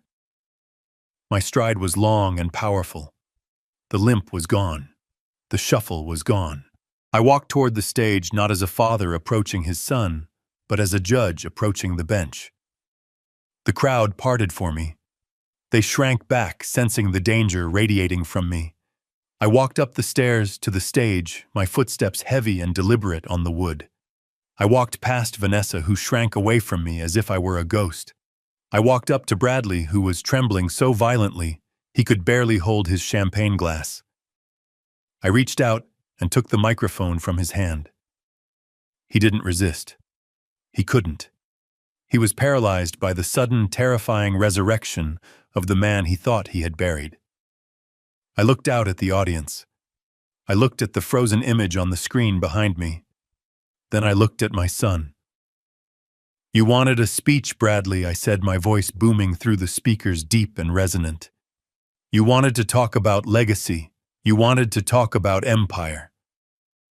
I paused, letting the word hang in the air like a guillotine blade. "Let's talk about ownership. You think you sold my house, Bradley. You think you pulled off the deal of the century. You stood there and toasted your own genius, while the ink was still wet on a contract that is nothing more than a confession of fraud." I looked out at the silent ballroom. The guests were frozen, their champagne glasses halfway to their mouths, captivated by the spectacle of a family destroying itself in real time. I turned my gaze to the back of the room near the exit, where 3 men in dark suits were standing. They didn't look like wedding guests. They looked like oversized refrigerators stuffed into polyester. They weren't drinking. They weren't smiling. They were watching Bradley with the intensity of wolves watching a limping deer. I pointed the microphone at them. "Do you see those gentlemen in the back?" "Bradley," I asked, my voice calm, conversational, as if we were discussing the weather. "I believe they work for Mr. Moretti. Vinnie Moretti, the man you sold my house to yesterday for $1.5 million in cash." Bradley followed my gaze. He saw the men. He recognized them. He had likely handed them the keys just this morning. His face, already pale, turned a sickly shade of gray. Sweat began to bead on his forehead, dripping down to stain the collar of his bespoke tuxedo. "They are here to collect," I continued. "They are here to celebrate the acquisition of a prime Hamptons estate for pennies on the dollar. They think they own it. They think they have a valid deed." I paused, letting the silence stretch until it was painful. "But they don't. And neither do you." I reached into the inner pocket of my jacket and pulled out a blue document cover. It wasn't the red file. It was something older. Something sacred. I opened it, the crisp paper crackling in the microphone. "You made a mistake, son. A fatal error in your due diligence. You assumed that because I lived in the house, I owned the house. You assumed that the power of attorney you forced me to sign gave you the right to sell everything I touched. But you never checked the title. You never went to the county clerk. If you had, you would have found this." I held the document up. "This is the deed to the property at 12 Ocean Drive. And if you look closely at the grantor line, you won't see the name Thomas Garrison. You will see the name Catherine Garrison, Revocable Trust." A murmur went through the crowd. The lawyers in the room, and there were many, leaned forward. They knew what was coming. They understood the trap snap before it even closed. "Your mother knew Bradley," I said, my voice dropping to a whisper that echoed like a shout. "She knew who you were. She knew about the gambling. She knew about the lies. When she got sick, she made me promise to protect the house. Not from the market. Not from the tax man. From you." I walked closer to him. He shrank back, hitting the table behind him, trapping himself between me and his terrified bride. We placed the house into the trust. 10 years ago, I explained, dismantling his life sentence by sentence. And we added a specific clause. A life estate. Do you know what that means, Bradley? You went to business school. You should know. He shook his head mutely, tears streaming down his face. "It means I am a tenant," I said. "I have the right to live there until I take my last breath. But I do not own the bricks, I do not own the land, and most importantly, I cannot sell it. The trust owns it, and the trustee is not you. It is not me. It is Mr. Blackwood." I gestured to the back of the room where Blackwood stood, arms crossed, a grim smile on his face. "So when you signed that contract yesterday, when you took that cash from Mr. Moretti, you were selling something that did not belong to you. You were selling the Brooklyn Bridge. You committed fraud, Bradley. Not just against me, against Vinnie Moretti." I looked back at the men in the dark suits. They weren't looking at me anymore. They were looking at Bradley. One of them took out his phone and started dialing. The other two unbuttoned their jackets. The message was clear. The deal was dead, and they wanted their money back. "But you don't have the money, do you?" I asked, twisting the knife. "You didn't put that $1.5 million into a savings account. You didn't buy stocks. You wired it. You wired every single cent to North Star Logistics to pay off your other debts." Vanessa let out a strangled cry. She grabbed Bradley's arm, her nails digging into his sleeve. "You paid them!" she shrieked, forgetting the microphone, forgetting the audience. "You told me we had the cash. You told me we were rich. I paid." "Mickey," Bradley screamed back, his voice cracking, hysteria taking over. "I had to. He was going to kill me." The confession rang out through the ballroom. The guests gasped. The facade of the successful businessman crumbled into dust, revealing the desperate, frightened gambler beneath. "So let us recap," I said, my voice booming like a gavel. "You sold a house you don't own to the Italian mob to pay off a debt to the Irish mob. You have 0 assets, you have 0 property, and you have 3 very angry men standing by the exit who are just realizing that they have been conned out of $1.5 million by a man wearing a rented tuxedo." I turned to the crowd. "This wedding is a fraud," I declared. "The groom is bankrupt. The bride is marrying a dead man walking. And the house they planned to live in, the house they sold to fund this party, is still mine. It will always be mine." I looked at Vanessa. She was staring at Bradley with pure hatred. Her retirement plan had just evaporated. Her golden ticket had turned into a subpoena. "And you, my dear," I said to her, "you thought you were smart. You thought you could wait me out. You thought you could throw me in a home and count the cash. But you forgot the first rule of the con. Never play a player." I turned back to Bradley. He was sobbing now, a pathetic, broken sound. "Dad, please," he begged, reaching out a hand toward me. "Help me fix it. Talk to them. You can fix this. You always fix it." I looked at his hand, the hand that had forced mine to sign the paper, the hand that had sold my wife's piano. I stepped back. "I am not your father right now, Bradley," I said coldly. "I am the auditor, and the books are closed." I pointed to the back of the room. The 3 men in suits were moving. They were walking down the aisle, pushing guests out of the way. They weren't running. They didn't need to run. They knew Bradley had nowhere to go. "The contract you signed is void," I said. But the debt you created is very real. You took their money. Now you have to explain to them why you can't give it back." I turned my back on him. I walked to the edge of the stage and sat down on the stairs, watching the chaos unfold. The wedding of the century had turned into a crime scene, and I had the best seat in the house that was and would remain mine. You think you solved your problem, Bradley. You think that by wiring that money to Mickey the shark, you bought your freedom. You think that even though the house deal is void, at least the loan shark won't break your legs. You are looking at those men by the door and thinking you can negotiate. You can beg. You can promise them a payment plan. But you are forgetting who I am. You are forgetting what I did for 30 years before I retired to that house you tried to sell. I didn't just audit companies. I hunted money launderers. I tracked dirty cash through the veins of the global economy until I found the heart of the crime and stopped it. And do you know what the first rule of catching a thief is? You don't chase him. You let him steal something that is radioactive. I looked at the screen behind me. The video of the library faded, replaced by a digital bank statement. It was projected 10 feet high, every digit crisp and damning. The account number was highlighted in red. The balance before the withdrawal was $500,000. The balance now was zero. "That account you drained yesterday," I said, my voice dropping to a register that vibrated in the chests of the front row guests. "You thought it was my pension. You thought it was the accumulation of a lifetime of 401k contributions.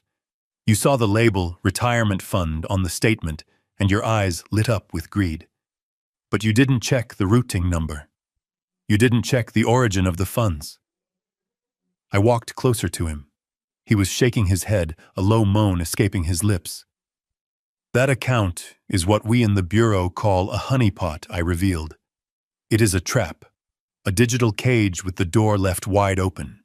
I set it up 6 months ago when I first suspected you were stealing from me.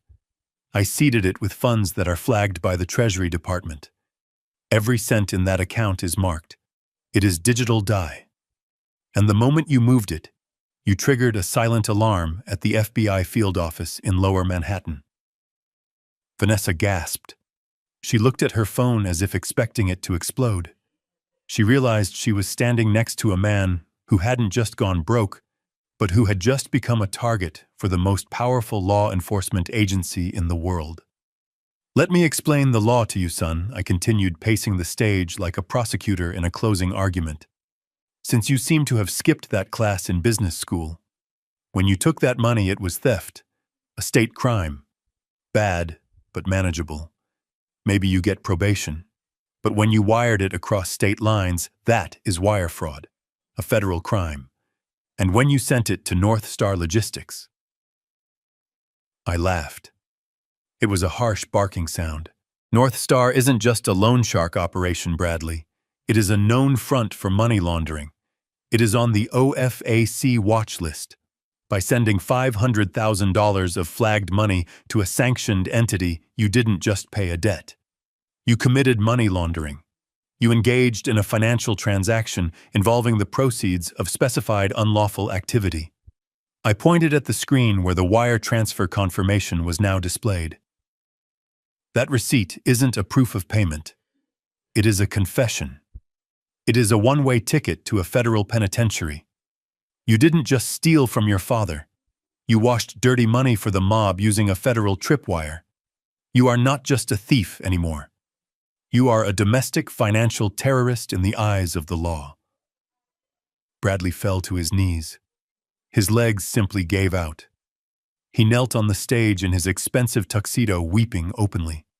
The champagne glass he had been holding rolled away, spilling its contents like golden blood across the floor. "Dad, I didn't know," he sobbed. "I swear I didn't know. I just needed the money." "Ignorance is not a defense," I said coldly. "It is an aggravating factor. You were so eager to rob me that you didn't even look at what you were stealing. You grabbed a grenade, pulled the pin, and put it in your pocket." I looked out at the audience. The shock had turned to terror. People were standing up, looking for the exits, realizing that being at this wedding might make them witnesses in a RICO case. The waiters were freezing in place, trays of food forgotten. "And do you know what happens when a honeypot is breached?" I asked the room. "The response team doesn't wait. They don't send a letter. They send a tactical team." As if on cue, the sound of sirens began to bleed through the heavy walls of the plaza. It started as a distant wail, then grew louder, a chorus of authority converging on Fifth Avenue. The blue and red lights began to flash against the high windows of the ballroom, cutting through the gloom of the rain. "Those aren't ambulances, Bradley," I said. "And they aren't coming for me." I looked at Vanessa. She was trying to back away, trying to put distance between herself and Bradley, as if proximity to him was contagious. She looked at the exits, but the doors were blocked by Vinnie Moretti's men, who were now looking at the flashing lights outside with expressions of professional concern. They knew when a job had gone sideways. They were already calculating their exit strategies, leaving Bradley to take the fall alone. "You married a felon, Vanessa," I told her. "You married a man who is going to spend the next 20 years in a cell wearing an orange jumpsuit that definitely does not match your eyes. You wanted his assets. You got them. You got his debt. You got his enemies. And you got his criminal record. In the eyes of the law, a spouse is often considered an accomplice if they benefited from the crime. And that dress, that ring." I pointed to the diamond on her finger sparkling under the stage lights. "That was paid for with the proceeds of crime. The FBI calls that asset forfeiture. They are going to take it off your finger before they put the handcuffs on your wrists." She screamed. It was a primal sound of rage and defeat. She tried to pull the ring off, clawing at her own hand, but her fingers were swollen with the pregnancy, or perhaps with the panic. I turned back to Bradley. He was looking at the floor, defeated, broken. "The money is gone, son," I said, my voice softening just enough to let the blade slide in deeper. "The house is gone. Your freedom is gone. And the saddest part, you did it to yourself. I didn't force you to sign that power of attorney. I didn't force you to gamble. I didn't force you to marry a woman who only loved your bank balance. You made every single one of those choices, and now you have to pay the bill." The doors to the ballroom burst open. It wasn't the police yet. It was the hotel security team, followed closely by a group of men in windbreakers with yellow letters on the back. FBI. They moved with efficiency. They swarmed the room, securing the exits, identifying the targets. Vinnie's men raised their hands, instantly knowing the drill. They would lawyer up. They would survive. But Bradley stared at the agents rushing toward the stage with the look of a man watching a tsunami hit the shore. I looked at Blackwood. He closed his folder. His job was done. The trap had sprung. The prey was caught. "There is no inheritance," I said to Bradley as the agents mounted the stairs. "There is no trust fund, baby. There is just a man who tried to eat his father and choked on the bones." I stepped back, giving the agents a clear path. "Take him," I said to the lead agent. "He is all yours." The agent nodded to me, a sign of recognition between professionals. He grabbed Bradley by the arm and hauled him to his feet. He spun him around and slammed him against the table, the sound of the impact echoing through the silent room. "Bradley Garrison, you are under arrest for wire fraud, money laundering, and conspiracy to commit financial crimes." The cuffs clicked shut. The sound was the period at the end of a very long, very ugly sentence. I watched them drag him away. He looked back at me one last time. His eyes were pleading. He mouthed the word, "Dad." I didn't answer. I didn't look away. I watched him go. I watched my son leave the life of luxury he had felt entitled to and enter the system he had thought he was above. But I wasn't done yet. There was one more loose end. One more lie that needed to be exposed before I could walk out of that hotel and never look back. I turned to Vanessa. She was cornered by two agents crying fake tears trying to play the victim. "Wait," I said into the microphone. Before you take her, there is one more thing the groom needs to know. One more gift for the happy couple. I pulled the last document from my pocket. The DNA test. The room held its breath one last time. Hold him, I commanded the agents. Just for a second. He needs to hear this. He needs to know exactly what he sold his soul for. The agents paused. Even they, professionals hardened by years of chasing white-collar criminals, were captivated by the sheer magnitude of the tragedy unfolding. They held Bradley by the arms, turning him so he could face his bride. He looked broken. His tuxedo was rumpled, his face wet with tears and sweat. He looked at me, with the eyes of a dog that has been kicked, hoping for a scrap of mercy. But I had no mercy left. I had spent it all on the nights I lay awake wondering where I had gone wrong as a father. I walked over to Vanessa. She was trembling, her hands clutching her stomach, using the pregnancy as a shield, a last line of defense against the consequences of her actions. She looked at the agents, then at her parents, who were cowering in their seats, trying to make themselves invisible. Then she looked at me. Her eyes were wide, pleading. She knew what was in the envelope. She knew because she had lived the lie every day for 6 months. You told him it was a miracle, I said, my voice soft, but amplified by the microphone so that every whisper reached the back of the room. You told him that this child was the future of the Garrison name. You used an unborn baby as leverage to speed up the wedding, to force the sale of the house, to guilt him into stealing my retirement. I circled her like a predator circling prey. You played on his vanity, Vanessa. You knew he was weak. You knew he was desperate to prove he was a man. And what better way to prove it than to become a father, to continue the line, to build a dynasty? Bradley let out a sob. Vanessa, tell him to stop. Tell him it is real. Vanessa didn't speak. She couldn't. She was hyperventilating, her chest heaving. I reached into the envelope and pulled out the report. It was thick, detailed, scientific proof of infidelity. I remember when you stayed at the house last month, I said. You spent hours in the bathroom. You left your hairbrush on the vanity. You thought I was a senile old man who couldn't even wipe his own face. You didn't think I would notice a few stray hairs. You didn't think I would know how to package them for a forensic lab in Zurich. I held the papers up for the cameras, for the guests, for history. And Bradley, I continued, turning to my son. You left your razor in the guest bath. You were careless. You were always careless. I walked up to Vanessa and thrust the papers into her chest. She grabbed them reflexively, clutching them as if they were a lifeline, though they were actually an anchor dragging her down. Read it, I ordered.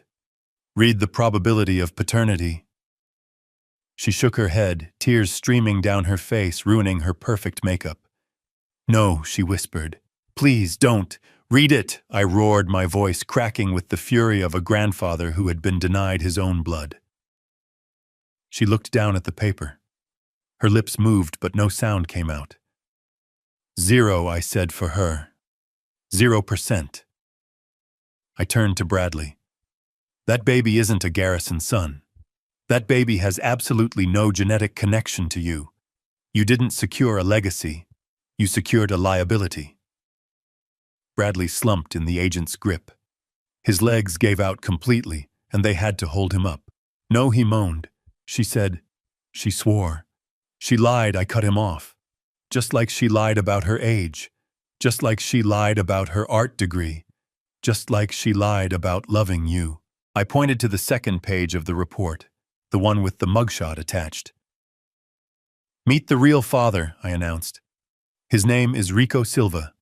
He is a personal trainer in Miami. He has a record for steroid distribution and assault. He is currently out on bail. I looked at Vanessa, who was sobbing uncontrollably, now her face buried in her hands. You were going to pass off the child of a felon as my grandson, I said, my voice dripping with disgust. You were going to let me bounce that child on my knee. You are going to let me leave my estate to a stranger. That is not just fraud, Vanessa. That is a violation of nature. That is a theft of blood. I looked at her parents, Richard and Linda. They were staring at their daughter with horror. Not because of the moral failing, but because the con had failed. They realized the golden goose was dead. "Congratulations, Richard," I said to the father of the bride. "You are going to be a grandfather. I hope you have a guest room because Rico is going to need a place to stay when he gets out of jail. And so is your daughter." I turned back to Bradley. He was looking at Vanessa, and the expression on his face was the most painful thing I had ever seen. It wasn't anger. It was the total, absolute destruction of hope. He realized that every single part of his life, every pillar he had built his happiness on, was fake. The money was stolen. The house was rented. The wife was a con artist. The child was a stranger's. He had destroyed his father for nothing. "Why?" Bradley whispered, looking at Vanessa. "Why did you do it?" Vanessa looked up. Her eyes were hard now. The tears had stopped. The victim act was over. She looked at him with pure contempt. "Because you were an easy mark, Bradley," she spat. "Because you were desperate to be someone important. I didn't have to trick you. You tricked yourself. You wanted the fantasy so bad you never checked the facts." The agents had heard enough. They hauled Bradley upright. "Let's go," one of them said. Bradley didn't fight. He didn't look back at her. He looked at Mimo. "Dad," he said, his voice a ghost of a whisper. "I have nothing." I looked at him. I looked at the boy I had raised. I looked at the man who had sold my home. "You are right," I said. "You have nothing, and you deserve less." The agents dragged him out. The doors swung shut behind him, sealing his fate. I was left on the stage with Vanessa. The crowd was silent, watching the final act of the dissection. "You should leave," I told her. "The police are coming for you next. Vinnie Moretti is going to want to know where his money went, and since Bradley is in custody, you are the next best thing." She looked at the exit where Vinnie's men were still standing, talking on their phones, looking at her. The color drained from her face completely. She realized that prison might be the safest place for her right now. She dropped the DNA report on the floor. She gathered her skirt. She didn't say goodbye to her parents. She didn't look at the guests. She ran. She ran off the stage, down the aisle, and out a side door, disappearing into the rain-soaked streets of New York, a fugitive in a diamond-encrusted gown. I stood alone on the stage. The silence was heavy. The air was thick with the scent of expensive perfume and ruin. I looked down at the papers scattered on the floor. The deed, the bank statement, the DNA test, the debris of a family explosion. I adjusted my cuffs. I buttoned my jacket. I looked out at the guests. 500 people who had come for a wedding and witnessed an execution. "Thank you for coming," I said into the microphone. "Please enjoy the food. It is already paid for." I placed the microphone on the table. It made a dull thud. I walked down the stairs. I walked past the stunned in-laws who were arguing in hushed whispers. I walked past the ice sculpture that was dripping water onto the floor, a weeping swan. I walked out of the ballroom and into the lobby. Blackwood was waiting for me by the door. He held out my umbrella. "It is done," he asked. "It is done," I said. The Bentley was waiting at the curb. I got in. I didn't look back at the plaza. I didn't look back at the life I had just dismantled. I took my phone out of my pocket. I dialed a number I had saved for this specific moment. "St. Jude's Children's Research Hospital." A voice answered. "This is Thomas Garrison," I said. "I would like to make a donation." "How much, Mr. Garrison?" $20 million, I said. "The entire estate. Everything in the trust. Liquidate it all." There was a silence on the line. Are you sure, sir? I have never been more sure of anything in my life, I said. I have no heirs. I have no family. I just want to do some good before I die. I hung up the phone. I leaned back in the seat and closed my eyes. The car moved forward, gliding through the rain. I was alone. I was broke, technically, but I felt lighter than I had in 20 years. The audit was complete. The books were balanced, and Garrison was finally free. The ballroom descended into absolute bedlam. It was a beautiful, chaotic symphony of justice. The FBI agents did not handle my son with the white gloves usually reserved for the Plaza Hotel clientele. They spun him around, slamming his face onto the table where the wedding cake stood. Frosting smeared across his cheek as they wrenched his arms behind his back.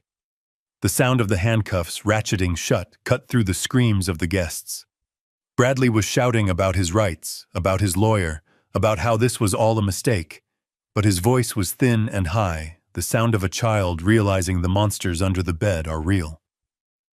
At the edge of the stage, Vanessa tried to make her escape, hiking up her diamond-encrusted gown to run.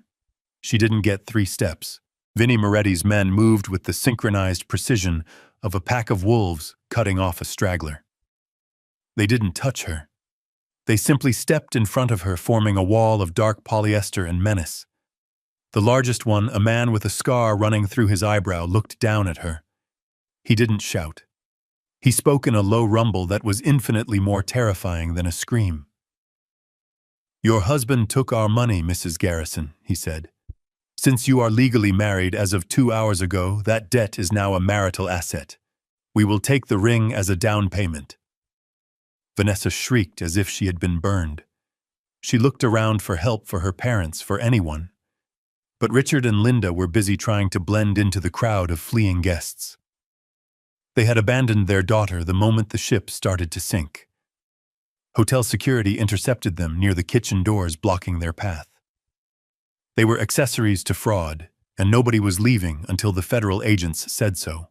Bradley struggled against the agents, his eyes wild and bloodshot. He looked for a lifeline. He looked for a savior.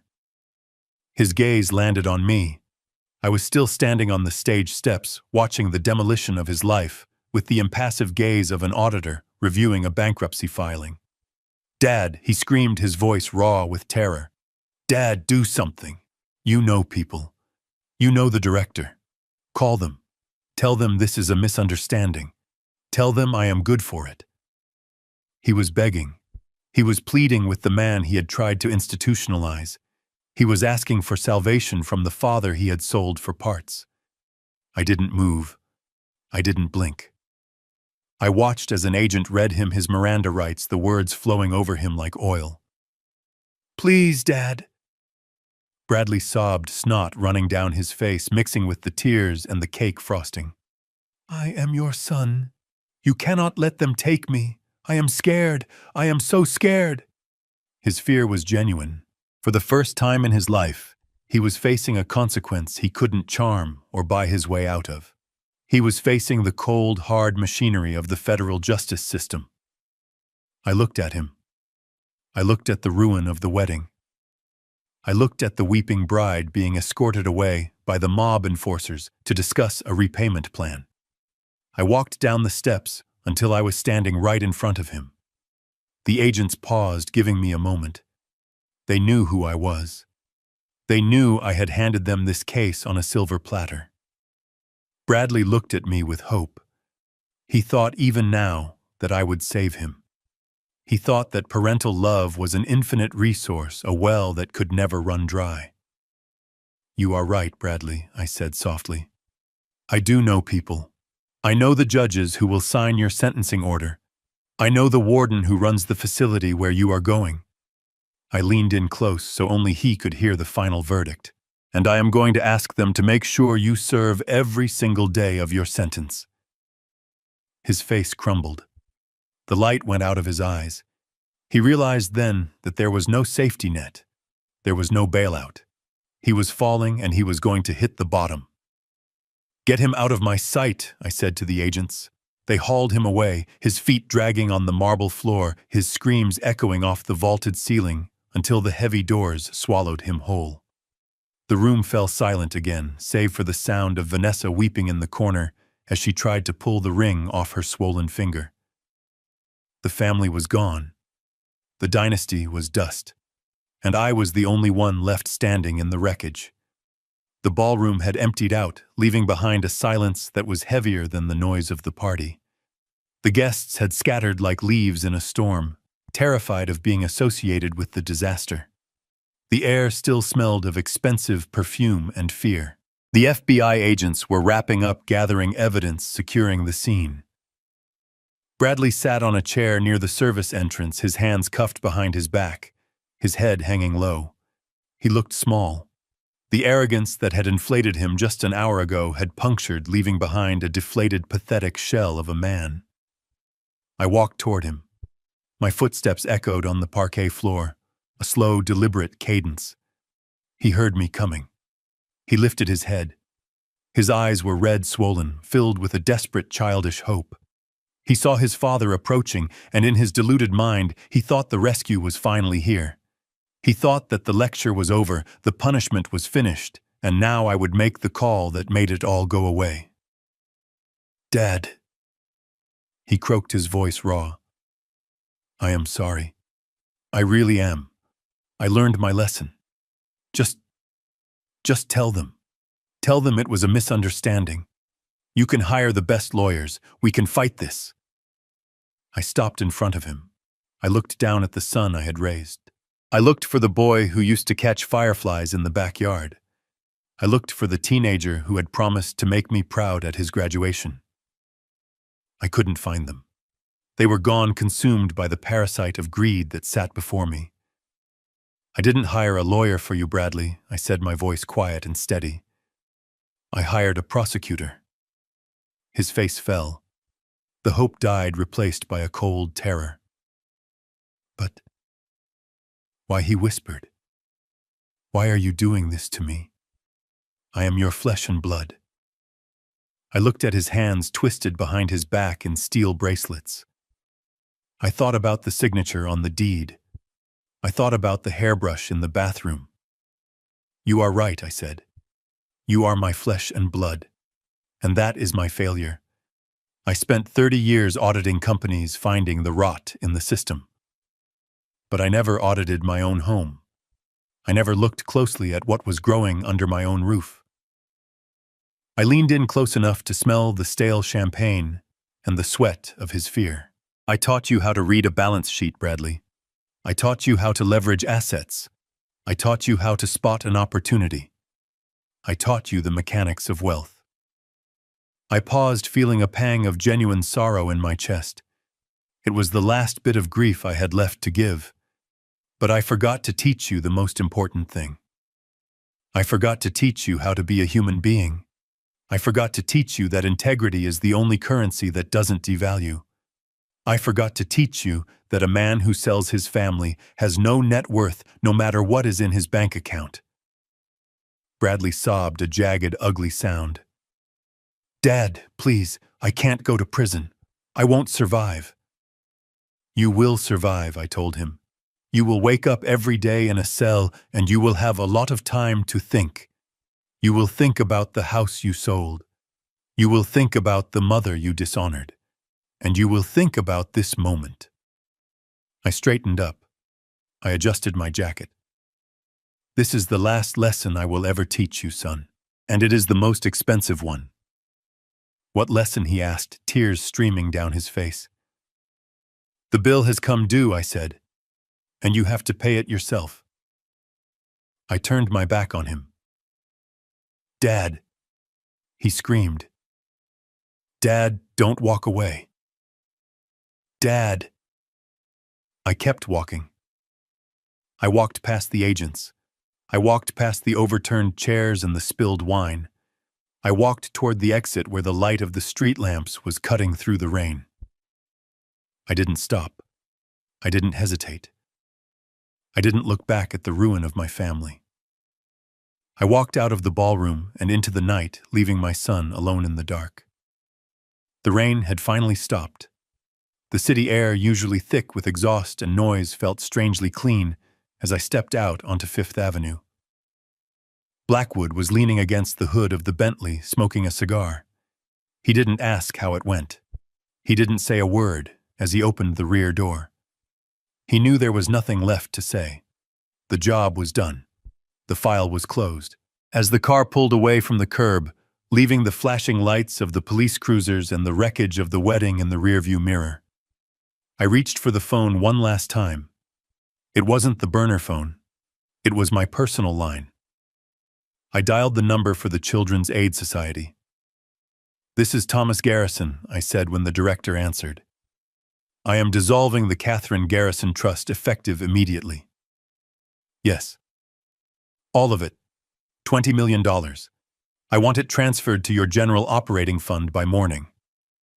There was a gasp on the other end of the line, followed by a stammering silence. "Mr. Garrison, this is extremely generous, but are you sure? Do you want to name a building? Do you want a memorial plaque?" "No plaques," I said, cutting him off. "No names. Just use it to help children who have no one. Use it to give someone a chance I couldn't give my own son. Use it to teach them that character matters more than capital." I hung up the phone. I took the SIM card out of the device and snapped it in half, dropping the pieces into the ashtray. We arrived at Teterboro Airport 30 minutes later. The private jet was waiting on the tarmac, its engines whining a high-pitched song of escape. I didn't have luggage. I didn't have mementos. I had the clothes on my back and a passport in my pocket. I had left everything else behind. The furniture, the photos, the memories. They were all tainted now. Blackwood shook my hand at the bottom of the stairs. His grip was firm like the handshake of a man who had just helped bury a body. "Italy is nice this time of year," he said. "The wine is better than the swill Bradley was serving." "Come visit," I said. "But don't bring any work, and don't bring any news. If the world burns down, I don't want to know about it." I climbed the stairs and settled into the leather seat.